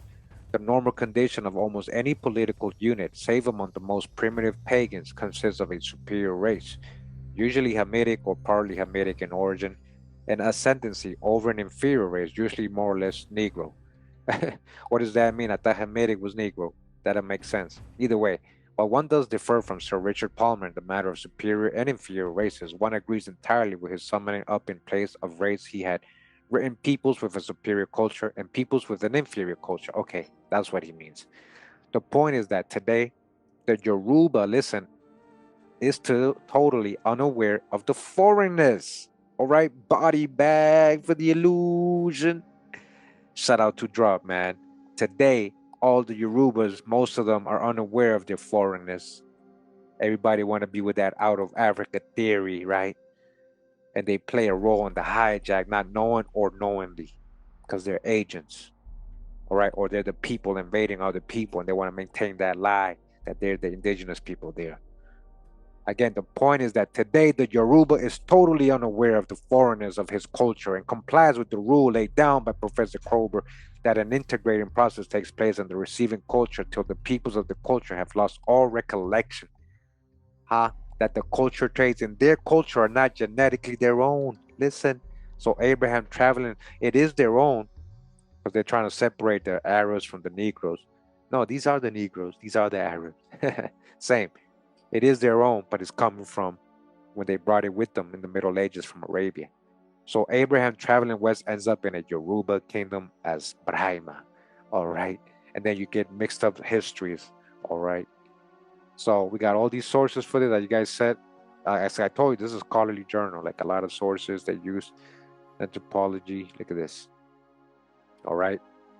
So I hope you understand now, right? Today, the Yorubas don't know. They don't know. They aren't aware of their foreignness. All right. So now, because there is so much history here and traditions relating them to Arabia and their relationship with the Arabic language, you're going to have things like this, which is from the Open Journal of Modern Linguistics from 2016. And this is a study of relationship between Arabic and Yoruba languages by Camille Adelik Adeyemi, Department of Religious Studies, Faculty of Arts, Ekiti State University. Again, this ain't the white man. So this study examined the relationship between Arabic and Yoruba languages. An attempt is made to trace the history of the Yoruba as a race and the influence that Arabic languages has on Yoruba language. This influence is observed in the pronunciation of some Yoruba words traceable to Arabic with the same meaning. All right, they are the pure Arabs. These facts, as well prove, will go a long way in lending credence to the historical belief that the Yoruba originated from the Arab. Okay, to elucidate this, traces of Arabic words in Yoruba language are noted. Similarity in pronunciation of some letters in both languages, comparison and construction of words between them, and similarity in the use of some words in both languages are analyzed with the views of some Arabic scholars. Conclusion is then drawn to show the impact of Arabic on Yoruba languages, okay? No language in the world is without an origin. The origin may be from where it is being spoken or near to it. The language spoken may change from the origin, but still there must be traces or elements of this origin in it that will show emergence of this language from this source. This is what happened in the Arabic diffusion of Arabic to Yoruba language, either by borrowing or historical connections. On historical connection, Burns explains that before the first settlers of Yoruba stock at Ile-Ife, led by Oduduwa, there was a black tribe called Negro, which was small in number, but these immigrants, the Yoruba, all right, there was people there. This is important. There wasn't indigenous people there, guys, or people that were there longer or before. the Yoruba, right? And then came these immigrants, the Yoruba, later dominated this tribe with their language and culture. Explains how Yoruba language has been so much influenced by Arabic through various linguistic patterns that one can be tempted to believe the speculated theory of Yoruba migration from Mecca. It's so much, guys, it's so similar. He states further on internal proofs that Yoruba's early contact with Arabic and Islamic institutions and the literature of Ifa poetry, the theme of which is about Rumila and Al-Kadif Yoruba, Al-Ukadi or Al-Kadi, a judge of the Sharia court. So according to Khalifa, the Arab originated from a Semitic race. All right, that makes sense if they are from Joktan. Remember, Joktan is the son of Eber. Eber comes from Shem, from Arphaxad, right? So they are a Semitic race if they are from Joktan. That kind of makes sense, right? So as you guys can see, there was papers like this telling you the language also tells you that they are coming from Arabia. All right, he breaks it down. I got another one. It says here from the Sri Lankan Journal of Arabic and Islamic Studies, published by Faculty of Islamic Studies and Arabic Languages, right, from 2021. It says a study of similarities between Arabic and Yoruba proverbs in the work of Munir Baki entitled Masabihwal Tajriba, the Lamps of Experience. Okay, it says here this study examined the similarities between Arabic and Yoruba proverbs. An attempt is made to compare some of the proverbs in the two languages by giving examples of those ones that are exactly having the same meaning and usage. The proverbs, even not just the words have the same meanings, but the proverbs and the stories have the same meaning.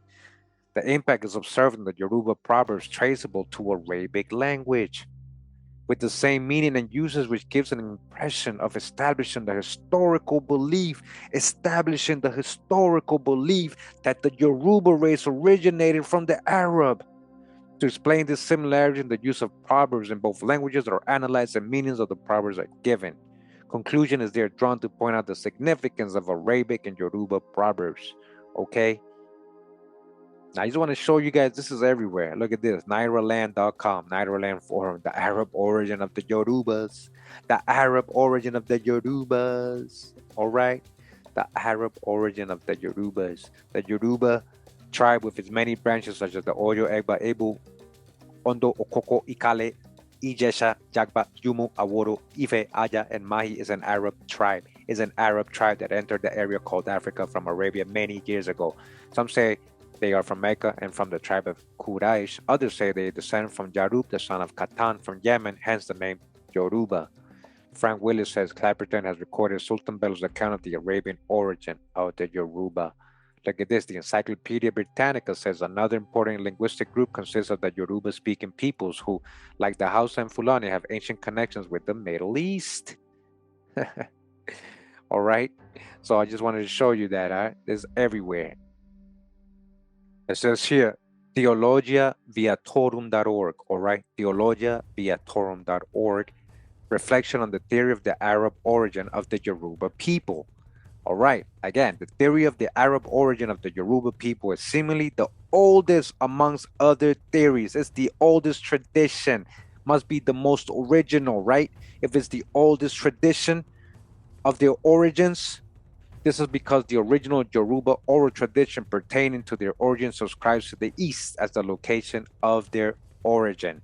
The East is believed to be Arabia or Mecca. There are many reasons why scholars from the 19th to 21st century disassociate themselves from the Arab theory of the Yoruba origin. Just some scholars uphold the theory in high esteem, okay? It's the oldest amongst the traditions. It's the oldest. All right. So now let's read this real quick, right? We read a lot of sources. We run a lot of information. We have a general idea, right? So let's read this right here. It says here, Truth of God Institute for the Rigorous Historical Critical Study of Religion. Status Questions Report number 2. Ifa and Islam as sibling rivals. The Black Arabian Origins of the Yoruba. The so-called Black Arabian Origins of the Yoruba by Wesley Muhammad, PhD. An excerpt from Allah and Oludumare, Islam and Ifa as sibling rivals, all right? From Wesley Muhammad, PhD. Okay, that's what we're talking about here. Let's see what he's got to say, right? Like the Wesley Muhammad is a historian of religion. He earned a bachelor's degree in religious studies from Morehouse College as well as master's degree 2003, and PhD 2008 in Islamic Near Eastern Studies from the University of Michigan. Okay, he got his credentials, right? Dr. Muhammad's work has been published in several renowned peer-reviewed journals, including International Journal of Middle East Studies, Journal of the American Oriental Society, and American Journal of Islamic Social Sciences. Dr. Muhammad has contributions in Islam, all right, and all this other stuff, right? You guys see, right? Says the Yorubas tell a very interesting story about the origin. They say they came from Saudi Arabia, what is now Saudi Arabia, in the early days before the Red Sea expanded to what it is. It was just a trickle river because the Red Sea is just an expansion of the Rift Gorge, huh? So that's not a real Red Sea, huh? You guys see that? That's drop right there. It was just a trickle little river because the Red Sea is just an expansion of the Rift Gorge. It wasn't the original Red Sea. The water in the Red Sea has covered up that valley, so there's a lot of black bones down there. But this piece of land, which is now desert, but wasn't always desert, that is called Saudi Arabia, is the center of home of these African peoples who call themselves Yorubas. That's their origin. Listen, in ancient times, that area, Saudi Arabia, was the eastern sector, where we now call Egypt, or sometimes called Eastern Ethiopia. So he goes over Samuel Johnson and the Yoruba official history, which we read, and he goes over it again, what he was saying, right? He was the pioneer historian of the Yaruba. His history is considered a privileged source of pride in the Yaruba heritage. We're talking about that book we read where he's telling them they came from Arabia, right? And he's also Yoruban descent. Johnson's the most celebrated historian of the Yaruba, okay? All right, that's who we read. He told us they were coming from Arabia. The work seems to have become the standard national historical account of Oyo society. Literate Oyo informants either regarded as the history of the Oyo and the Yoruba or as a frame of reference for narration of their own local history. Remember, he got it from the people, the traditions. He did his work, guys, Johnson. The good reason for this continued reliance on Johnson's account is that Johnson's primary sources for his history were good.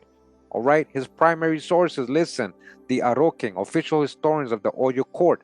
These are the oral traditionists and musicians who served the Alafin or Oyo ruler. That was their job, to maintain the oral traditions, guys. Do you guys understand? So anything you guys saying right now or doubting, it means nothing. He got it from the primary sources, the people themselves, from their own experts in their oral traditions, the official historians of the Oyo court. Enough said, period. These are the oral traditions, okay? The Oroking are a hereditary corporation of male praise singers and specialists of the past, court bards or griots, if you will. The institution is said to go back to Oramiyan, grandson of the Yoruba ancestor Oduduwa. All right, remember he came from Arabia. They are therefore looked to for the official history of the Ojo. Johnson himself was a descendant of the Alafin Abiodun. We're talking about a person from that people himself. He's not just the author, he's not the most famous historian, he is one of them. And this circumstance opened to him important sources of oral tradition in Oyo itself. In the late 19th century, between 1887 and 1897, Johnson interviewed the sitting Aro king, a new Oyo, during the Alafinate rulership of Adeyemi I. Thus, while the history which Johnson presents in his history is a highly tedious and heavily edited sample of Orokin oral history, underneath his own manipulations is some authentic Oyo Yoruba tradition of great significance, okay? He might have changed little things here and there, but he's saying, in general, he got it from the primary sources, and a lot of it is very true. According to Johnson's version, the Yoruba, he too is a victim of the British promoted Oyo-centric pan-Yorubism, right? That pan-Yoruba, that out of Africa's bull, sprung from an apostate Muslim from Arabia named Oduduwa. Oduduwa was a magician turned Muslim who then relapsed back into idolatry. His father, Lumududu, whom Johnson erroneously identifies with the biblical Nimrod, was a Meccan king, which no doubt means only that he was a clan leader or ruler, a sheikh, in or around the Mecca in Arabia. Oduduwa's relapse into idolatry attracted many. They called for the official return of the religion of the Jahiliyyah, pre-Islamic Arabian paganism. Oduduwa reportedly converted mosque to an idol temple, and when a pious Muslim broke the idol, a civil war erupted during the Oduduwa's father, Lamurudu, was killed. The Muslim prevailed in this civil war, running Oduduwa and his followers out of Arabia, westward into Africa, via Upper Egypt. Oduduwa was described as Omo Orisa, child of the Orisha, because he brought with him out of Arabia two idols, and these will be the basis of the religion he brings to West Africa. Listen, he continued the idol stuff in West Africa. They eventually settled in Ile-Ife, the center of Yoruba land. A Muslim army was dispatched after them but was defeated. Oduduwa and sons then swore a mortal hatred of the Muslims of their country and were determined to avenge themselves of them, right? So this was really good understanding where Johnson, the very first book we read in this video today, right, got his info from. He got it from the official historians of the Oyo court, guys. The oral tradition people, the ones in charge of that. That's where he got it from. So that's these are primary sources. Very important to know that. That makes a big difference, a big deal. That makes a big deal. All right? All you naysayers out there making up things about myths and myths when we got facts. The continuing value of Johnson's history, okay? Such as Johnson's rendition of the royal Arokins' oral history of the Yoruba. Can we countenance it? There are certainly elements of Johnson's recounting that can be dismissed, such as his Christianization of the Yoruba. He tries to make them former Coptic Christians. In general, biblicalization of the narrative, yes, as well as his uncritical assimilation of some Arabic literary traditions that likely came to his awareness through local Muslims close to the court. But does this render his account totally valueless in regard to the origin of the Oyo or Yoruba? Not according to Dirk Lange, Professor Emeritus of African History at the University of Beirut in Germany, all right? Not according to Dirk Lange. Details of the story show evidence of extensive borrowing from Arabic sources. However, under the layer of the interpretive Arab story, we find elements of an authentic tradition. Though not necessarily Mecca, the ancestors of Yaruba once lived in the Near East. Their ancestral king was killed in the course of popular uprising. His son Oduduwa fled with many people, some of whom settled en route to later Yoruba land, all right? Evan Robin Law, Professor Emeritus of African History at the University of Stirling, United Kingdom, who believes that the history told to Johnson by the Aro King was political propaganda, fabricated in the interest of Alafin Atiba. He's saying the people who were in charge of the oral history lied to him. Why would they do that? This makes no sense. You're a professor and you're just gonna make up a conjecture like that, right? I don't get why they would even make that up just because it doesn't fit their out of Africa theories. That's why. There has to be gatekeepers here and there. Says the general details of the narrative as presented by Johnson agree well with what we know of 7th century Arabia. Oduduwa's abandonment of Islam and return to the pre-Islamic magic and idolatry with the resultant civil war should certainly be seen in the context of the phenomenon well known in Islamic history called the Rida Wars or Wars of Apostasy. It's the same thing, guys. During the last years of the Prophet Muhammad's life and following the establishment of Abu Bakr as the first caliph, a number of tribes from Central and East South Arabia, example, the Gatafan, that's like the Khatans, right? That's almost like the Khatan or Joktan people, the Hawasin and the Tavi, apostatized, renouncing their allegiance to Islam and its leadership. These tribes were led by powerful personalities such as Tulaiha and Banu Asad, a wealthy chieftain who accepted Islam from Muhammad in 630 and then rebelled against him in 631. Many followed Tulaiha and he led a confederacy of tribes against the Muslims, much like Oduduwa led a confederacy of tribes against the Muslims, according to Johnson. Also, Saja bint al-Harif, a soothsayer turned prophetess of the Banu Tamim, rebelled against the Muslims. Interestingly, her father, al-Harif, was from a subtribe of the Tamim called the Banu Yarba. Does this Yaruba tribe have anything to do with the Yoruba who were driven out of Arabia? Most infamously is the counter-prophet Masailima of the Banu Hanifa.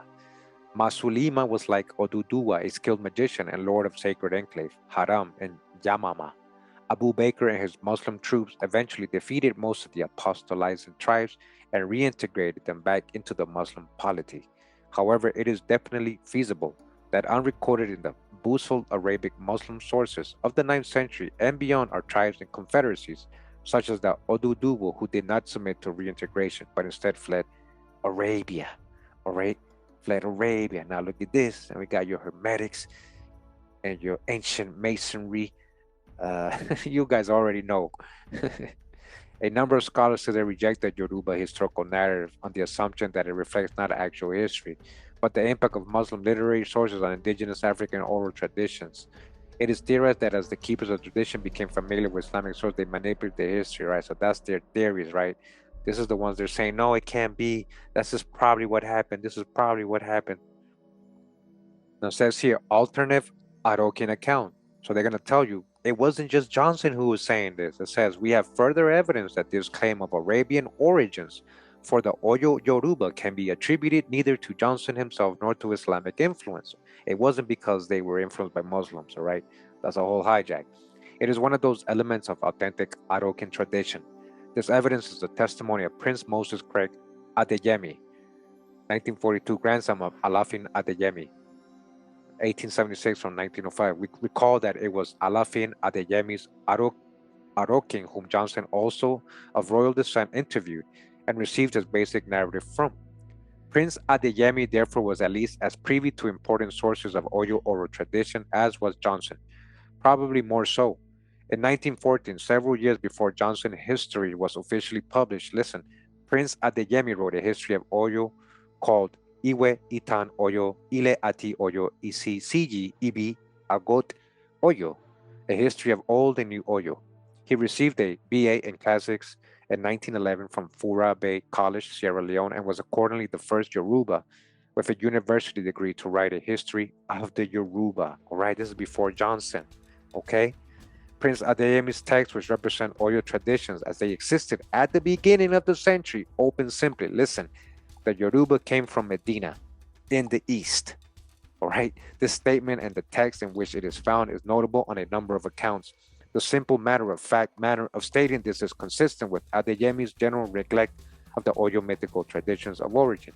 He completely omits any discussion of Ile-Ife, the mythical Omphalos, navel of the earth of the Yaruba, nor does he show any interest in Oduduwa. Listen, see, according to direct source, the descendant of the actual guy that Johnson supposedly got the info from, there was none of that. No myth. He got specific names saying, no, we came from here. I don't know about all that stuff, all that myth, right? So the mythical Omphalos, or the creation of them, and that being the eating, right? And that being where all people came from. That's all a myth right there. That they added that from Genesis. It does not show any interest in. He doesn't show any interest in Oduduwa or any of the legendary ancestors, though he does not discount them.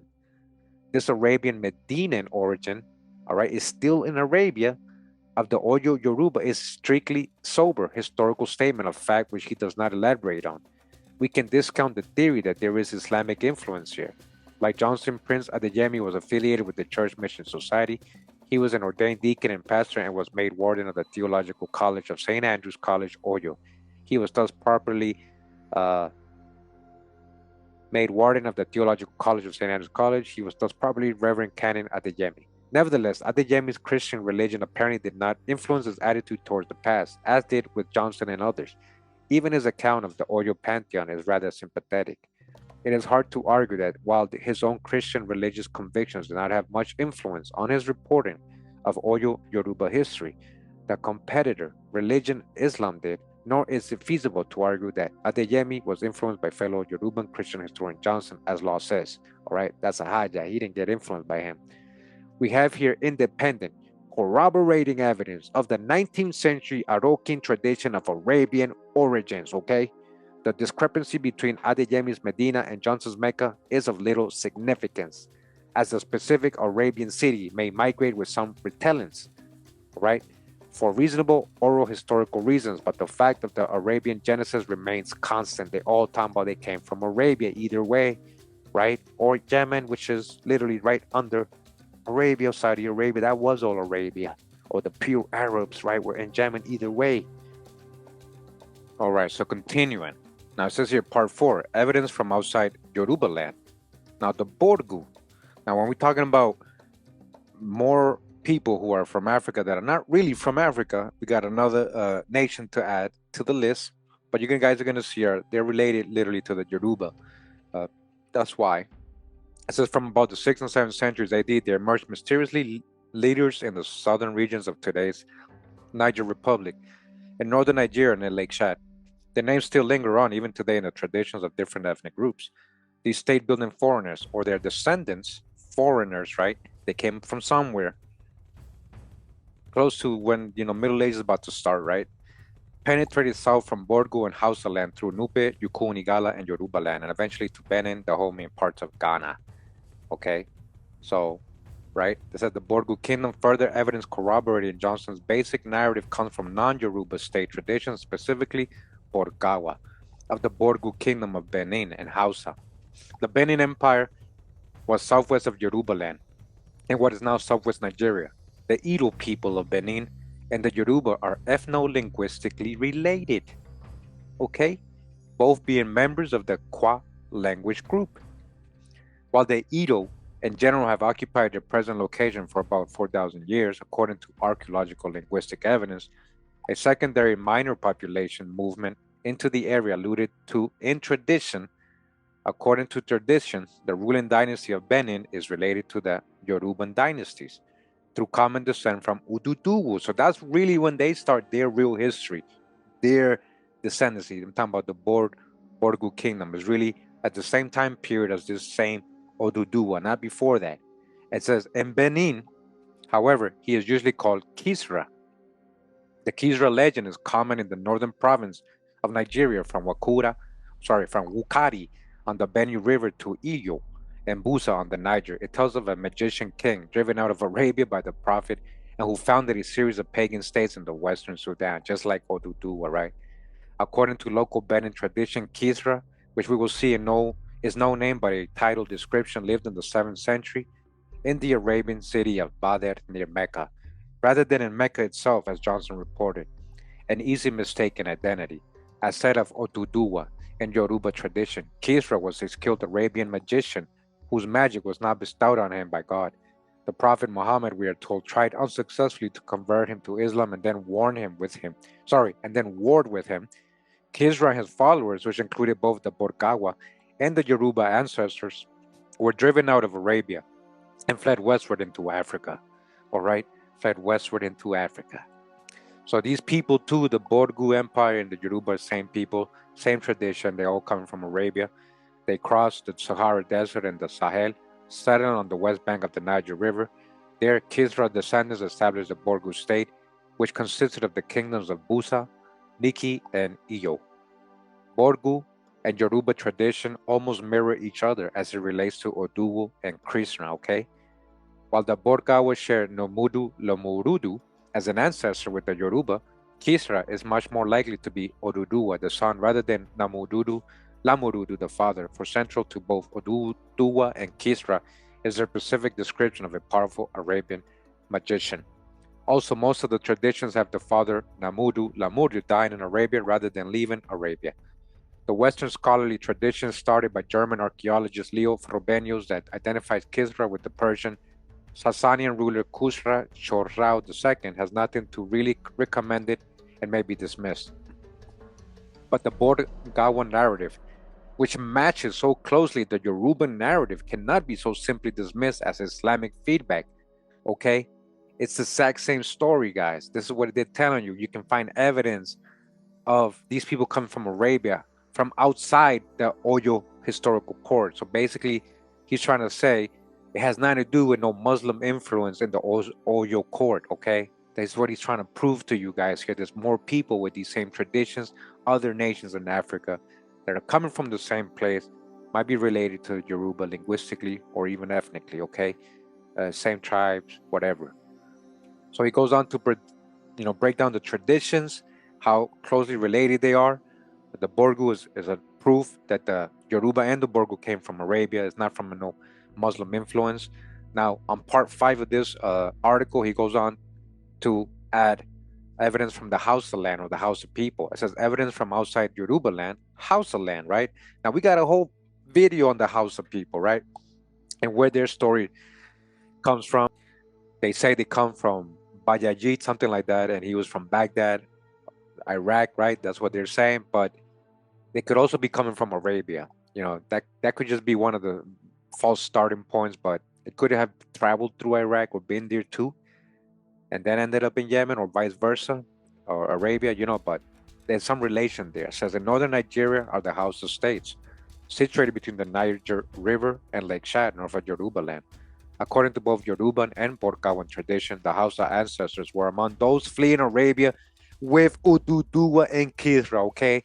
According to their stories, the Yoruba and the Borgu people, they say, hey, yeah, the Hausa came with us. They were coming from those same areas. Yeah, and we were able to prove that, right? On my Hausa video. All right, guys, do you guys see how many of the ruling ethnic groups of Africa are really foreigners? Was the Fulani guy mistaken? Was he just making all this up that we had on the show? No, right? It is therefore not unexpected that the Hausa origins legend makes the same basic point of the Yoruban and Borgawan traditions do, though on the surface it may appear to differ from these in an important way. Now listen to this, right? We're gonna go over like it's the first time if you haven't watched the Hausa video, right? In the late 19th century, as Johnson's Aroking informants were telling him of the Arabian origins of the Oyo Yoruba, Adam Michlish, German district governor in Togoland, was told by an informant from the Hausa town of Katsina that the ancestors of the Hausa were two Arabs, listen, who settled in the Gabi, Dauda area. According to the royal tradition of Dauda, the oldest town and center of the Hausa land, the Hausa apparently came from the Near East in two waves. An original group came from Canaan, traveling via Egypt and North Africa through the Sahara to central Sudan. There founded the city of Dauda. The first rulers of Dauda were a line of successive Canaanite queens. When this migration occurred is not stated. All right, Lange in a line of successive Canaanite. Lange argues that it occurred in pre-Christian period, but his evidence is extremely subjective. Nevertheless, there is linguistic evidence supporting a pre-Christian migration into Hausa land, and this may apply to this migration from Canaan. All right. Now going on to the next one, it says the Yoruba and Borgawan traditions relate Hausa origins to the Oduduwa Kisra migration, suggesting a Hausa migration in the 7th century. This may apply to the second migration allegedly led by an individual popularly known today as Bayajida. Okay, there you go. Bayajida. We got that in our video, but apparently originally known as Bawo. According to current Dara court tradition, Bayajida and his followers came to Dara from Baghdad via Bornu. All right, listen to that. And there married the reigning Canaanite queen. She thus represents the earlier possible or possibly pre-Christian migration and had a son. Bajajida also had a son with a local concubine. His wife's son will produce 6 male offsprings, which are the Hausa states, Daura, Kanu, Katsina, Sausa, Gobi, Ranum, Biram. Right? We got this in my Hausa video, guys. His concubine's son will likewise produce 7 sons who are progenitors of the Bansa Bagwai. The 7 illegitimate Hausa states, the Samfara, Kebi, Juri, Gawari, Kororafa, Nupe, Yoruba. All right, Yoruba. Listen. So they see it as them coming from them, right? So like, the Yoruba came from us, not us from them. You know, like they all got their histories, but they know they're related somehow, that they're all coming from the east, right? According to this Bajajida tradition, the Yoruba and the Hausa share a paternal grandfather. All right, this is consistent with the claim made in Yoruba and Borgawan tradition. That grandfather is none other than Namudu, Lamurudu, who is shared not only by the Yoruba and Borgu traditions, but by the Hausa as well, okay? During the annual Gani festival of Dauda, which according to Dir Kalanch is a royal reenactment of the Bajajida legend, the king is followed in procession by drummers who drum special beats signifying the words Lomurudu, son of Canaan. So the Yoruba, Borgawa, and Hausa all trace the ancestry back to Namudu, Lamurudu. This is persuasive agreement from another angle, though the Yoruba and Borgu traditions' origin diverge from the Hausa. As Lange points out, the Hausa legend refers to origins from Canaan and Baghdad, while the Yoruba tradition mentions Mecca as the point of origin. While the Yoruba and Borgawan Lamurudu is from the Hijaz in Western Arabia, the Hausa one, Lomurudu, is from Canaan. Also, though there is good reason to identify the Kisra or Borgawan tradition with the Oduduwa of Yoruban tradition, we cannot identify Oduduwa Kisra with the Bajajida of Hausa tradition. This is so not because the latter is to be identified with the 10th century Berber Abu Yazid Qaidad, who rebelled against and was killed by the Fatimids in 947, as some suggest. The arguments for the identification are weak. Rather, the Oduduwa Kisra Bajajida identification is to be resisted because Bajajida's individuality as it appears in Dara Palace tradition, is clearly mythical. His legend shows an obvious local political agenda as well as serious in-depthness to pan-Islamic folklore and ancient Near Eastern myth. This does not mean, though, that the Bajajida figure has no historical value. W.R. Hallam's suggestion in 1966 that this legendary figure actually personifies a people, that Semitic migrants into Dara, is very attractive. So while Oduduwa Kishra was an individual historical leader of a movement of people out of the Near East into West Africa, again into West Africa, Bajajida is a mythical personification of that migrating people. All right, it's just a mythical story representing that historical migration. Despite some modern scholarly cynicism, the basic story no doubt reflects real historical developments. Be that as it may, we still have the problem of the parent conflict and narrative origins. So as you guys can see, we got a whole video on the Hausa. Go ahead and check it out. Their origin, you guys are going to see it matches what, the migration patterns of a lot of these African nations coming from Asia, coming from Europe, coming from Asia Minor, Turkey, all those areas right there. All right, guys. And now for the dismount, we're going to go into this little book here, a little old book here, but very relevant right now as we're doing this research. Shout out to the person that did it, Tariq, um, you know, missing a little context, but he has a lot of good stuff in here we're going to pull out and follow up on, and also some info relating to what we're talking about today. Now, it says here the unknown Arabs, right? It says clear, definitive proof of the dark complexion of the original Arabs and the Arab origin of the so-called African Americans. The Arab origin of the so-called, that's the hijack. That's going with the whole, oh yeah, these people ended up in West Africa, we know that. But then that's adding the whole false West African slave trade. So Tariq, man, come on, man. But hey, man, if you guys like the book, get it, whatever, support Tariq, he tried. But he got some good info. We're going to pull out the babies, all right? We're going to pull out the babies. So this whole thing, this is a book I took from the 90s. So he's trying to still prove to people that the Arabs were black, the Egyptians were black, the Hebrews were black. You know how it was back in the 90s. We still had to prove that. Now we know that that's a fact. People were melanated, right? Like, it makes more sense, and that's the truth. Now we're just gonna get parts of this book, right? It's funny, but it says here the people called Ethiopians or Abyssinians are in reality Arabs from the Yemen. In Arabic, the name for Ethiopians is El Habash. El Habash is an Arab tribe that immigrated to the area now known as Ethiopia. So look, even this tribe that are supposed to be Ethiopian, they're from where? They're from an Arab tribe, the El Habash. Okay? And the people there now are their descendants. Roland Oliver says in his book, The Dawn of African History, as far back as the 7th century BC, waves of immigration from the already comparatively civilized Semitic people of the Yemen, began to settle in the Ethiopian highlands, where perhaps 2 or 3 centuries BC they established a center of a place called Aksum. In this land, the newcomers who called themselves Habashat, from which comes ultimately the name Abyssinia, developed their own language, Ethiopic or Ge'ez as it is properly called. The truth of the matter is that many of the people and tribes in the area that the colonists called Africa were and are of the same origin as the people of the Arabian Peninsula. All right? They had the same appearance and spoke different dialects of a common language. A little further ahead, it says here, Dr. Jawad Ali, author of El Mufassal fi Tariq el Arab Kabal el Islam, disagrees with the view that the Arabs originated in Africa.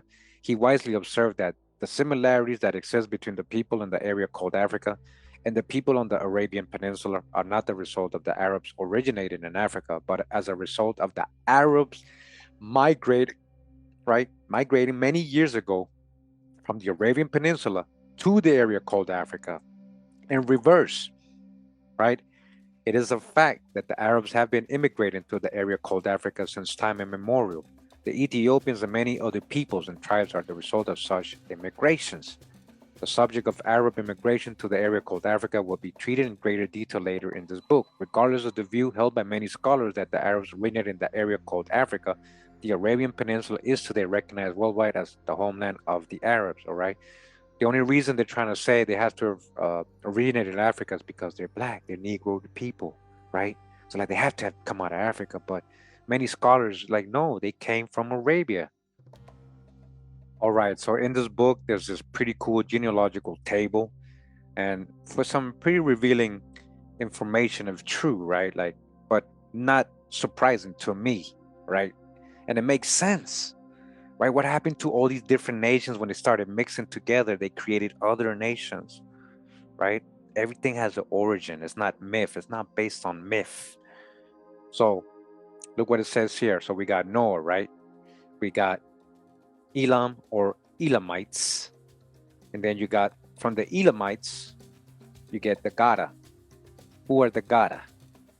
So I was able to find a Gada mentioned in Pakistan. I don't know if that's who they're talking about, right? So kind of makes sense because the Elamites are literally what became known as the Persians, coming from Elam, a son of Shem, not Sam, right? So one of the sons of Shem is Elam. Elam is the progenitor of the Elamites or Persians. And as it says here, the Gada, I believe they're in Pakistan, right? So when you got that connection with what we already know of Qhatan, right? Qhatan is Joktan. Qhatan is Joktan. Abid is Ebird. Abid, Ebird, Ebird. Look, Arfashad, that's Arfachad. Kainan, come on, man. Silla. It's the same names. I just realized, guys. Look, Aram, it's the exact same names. It is Joktan. Joktan, right? So Joktan's people, the pure Arabs, through him, you got the Himyarites. Now look at this, guys. This is crazy. So through the Elamites, which are the Gada people that came through Elam, Semitic people, right? And also their mixture of the Qhatanites or Himyarites of Joktan. That mixture, look what you get, guys. The Mandingo people of Africa. All right, we got a future video here, guys. I'm telling you, we're just getting started. All right, we're gonna verify this. How do they know all this? Now, that's not it. Now, look at this. Now, remember Qhatan, the Sabians. Qhatan is the, right, the dad of Oduduwa or Ya'rub, right? Ya'rub, the son of, the father of Ya'rub, where that Yaruba come from. Now, look at this, right? We got the Phoenicians, right? Pharaohs, Lot. So we got the Psalm from Lud, right? Lud, they call him Lot here. I never had Lud's children before. Look at this, guys. Where you get the Faris, Jarjang, Amalika, the Umayn, the Tasim, the Abdakam. Lud, huh? And so they're saying he progenitor of some of the Phoenicians or Carthaginians, Lud, huh? And then through them, the Carthaginians mixing with the people of the Mandingo or Gada Himarites, the same people, then you get the Akan Ashanti of Ghana. Look at that. Look at the origins, not in Africa. Phoenicians ain't from Africa. They're from the Holy Land, the true Holy Land, the true Old World. That's not in Africa. That's not Egypt right there. That's modern Egypt. You guys see this? Wow, this is amazing. We're going to go ahead and verify this. I know all the Ashanti Akan people are like, no, that's not true. Don't even. No, we're going to verify and prove it like I do every video. All right? Like I do every video. So Mandingo, huh? Coming from Elamites and Joktanites, Yarubarites, right? From the pure Arabs and the Elamites, the Persians, you get Mandingo. When you mix the pure Arabs and the Persians, you get the Mandingo. All right? Like literally, that's just a brief explanation, right? No, missing a lot of context. But either way, here we go, continuing with the tree. You got Eber, right? Abid, Eber, and then you got Qhatan or Joktan, ancestor of the Arab al-Ariba or the pure Arabs, right? Then you got Ya'rub, his son, Uwela Hadramut Yakin, right? And what do you get? Look at the arrow. Yoruba of Nigeria, Ya'rub, Yaruba of Nigeria. Come on now. And then from Ya'rub comes Saba. So through Qhatan, you got the Himyarites or you got Ya'rub and the Yarubas, right? Through Joktan.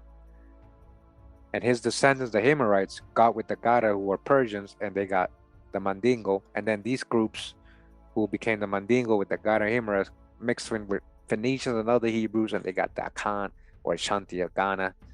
You know, that's not Israelites. Carthaginians, Phoenicians are not Israelites, all right? Just in case people are trying to still relate.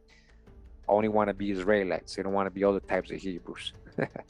So through Abraham, Look at this pretty interesting thing too. Through Abraham and one of his offsprings of Ishmael and Keturah and all that, you get the Adonites, the people who were there in Yemen, right? Who threw away, I believe, the idols worshippers, right? So then you keeps going, Sabah's descendancy, and it keeps going like that, right? Which things that we haven't even got to yet. But no more African nations here is showing. It's just showing other trees. Okay, I just want you guys to see that. You can pause it if you want. Where he got this from, I don't know, but it looks very thorough. It looks very, really thorough. So they ran Hagar, Ishmael, Adan, the Nisar. Here you go, Adan and the Nisarites. Look at that. With the Yemen people and the Yarubas before they left. They were living there, remember? Okay. They got Mudah's genealogy and descendancy. So as I mentioned earlier, Arabs have been immigrating to called Africa since the earliest of times. There's been an into Africa migration since ancient times. The Arabian Peninsula has always been a human and source of tremendous human waves of migration. Fourth in successive floods throughout the ages, numerous Arab migrations from the Arabian Peninsula followed one another, bursting forth toward the surrounding regions. These became overflooded by the continuous waves of migrating African continent was one of the destinations of the migrations. Okay, the African continent, these Arabian migrations, Africa was one of the destinations of these migrations that continued from time immemorial. These took many different routes to the area called Africa. Some of the area by crossing the Straits of Bab el Mandab, some by crossing the Red Sea. Al-Ghanimi says the Red played a significant role in joining the two continents and Africa since the most ancient times. This is because never been an area separated from two continents. It has always been a strong connecting link ever since presence of the face of the earth. These tremendous Arab is cut off of left the Arabian Peninsula by crossing the sea, the Red Sea, the African coast. The region of Hijaz has had strong ties facing African coast since time immemorials. All right, so they have come through there. They've come through the Suez Canal, Palestine, Egypt, all that, as you guys can see.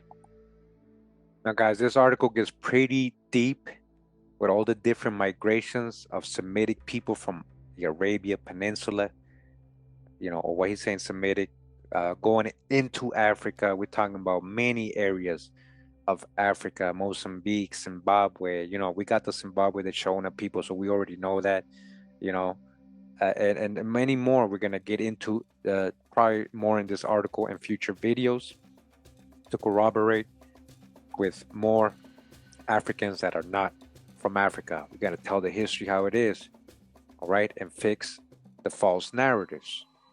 And we debunking that whole out of Africa theory so bad right now. We've done it already in so many ways, but this, this right here just kills it, right? Knowing that there's African nations that are not even from Africa, and you're talking about out of Africa theories, right? All right, so we'll go ahead and leave it right here for the dismount, right?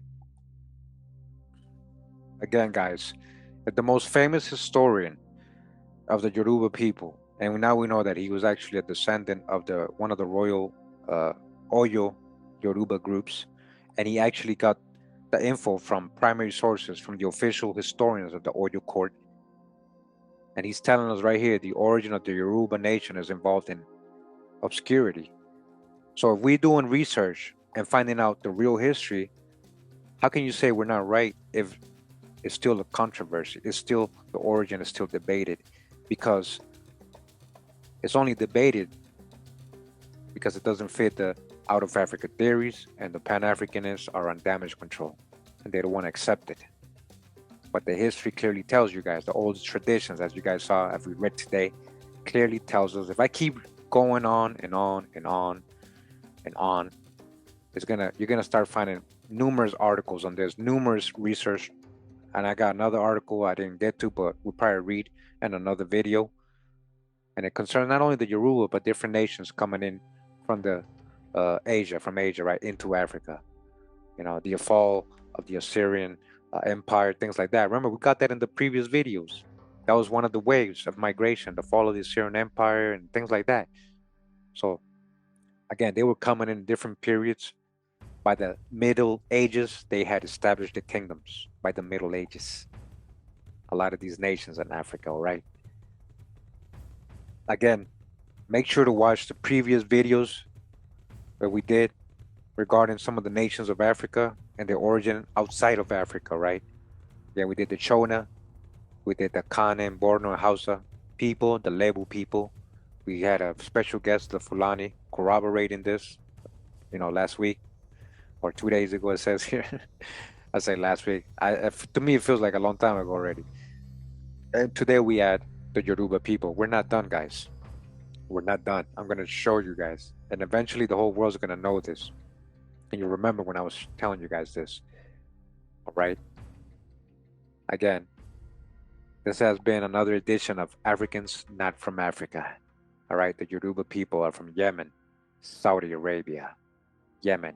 They're the pure Arabs. Now, a whole lot of mixture there and context, right? In their travels and interactions with other peoples. But in general, that is their origin. A more real origin than the myth that they tell people, which is just another telling of the Genesis story as we saw today. Now, I'm not doing this to bash on Africans to put people down, but to correct the false narratives. We know they lied to us about history. This is one of them. Don't be biased. Don't take this personal. And a true historian looks over the information, all the sources, all the traditions, not just their biased ones, because they don't want to believe in it. That's not a real historian. All right. Again, we're just getting started. You guys are going to see I'm going to have several videos in this playlist as I'm starting to understand better and better who's who in all the nations of Africa. Because I never studied this stuff, guys. I've never really studied. Nobody really has, really. I mean, people have, but not like how we're doing it, putting it all together like this, right? I have read a lot of sources of people doing the research, specific people, but not correlating the whole thing that it's not out of Africa. That's a falsehood. That's a falsehood. It's into Africa in general, history, into Africa, not out of Africa. So that whole thing that so-called Americans are Africans, you can throw that out the door because we already exposed the false West Africa to America's slave trade. It wasn't from West Africa. And now we know who these West African nations are in general, a lot of them. But you can't say these are the same as the so-called African Americans in the US or in the Americas, all right? That's a whole lot of reaching. You got to show me the proof. And it's not because of no slave trade, all right? I think that we pretty much, it's conclusive, guys. Like, in general, you guys see, anybody trying to deny this is just cognitive dissonance. You're just being biased, and you're just trolling, and you don't really care about real history. You're not really trying to advance your learning or build or grow in wisdom. I hope I did enough reading. I mean, I could have read so many more articles, guys, and done a 3, 4, 5 hour video, but is it worth it to do that much? I mean, it's very to the point when the most famous historian is telling you and everybody else is telling you, and their court historians are telling you. And then every other nation has a similar migration from those same areas. So come on now, open your eyes, wake up, don't practice cognitive dissonance, all right? And get with the program. Empty your cup, relearn. It's okay to relearn. It's okay not to know something. And it's okay to verify and relearn new things. We're always learning. We're always students. We don't know it all yet. Let's learn together. I appreciate you guys taking the time today to come hear me out, or taking however number of days for you to watch this video. Appreciate you guys taking the time to do that all the way to the end here. I hope, again, you enjoyed the video and this series right here. Much love and respect. Pura vida, mi gente. Hawa!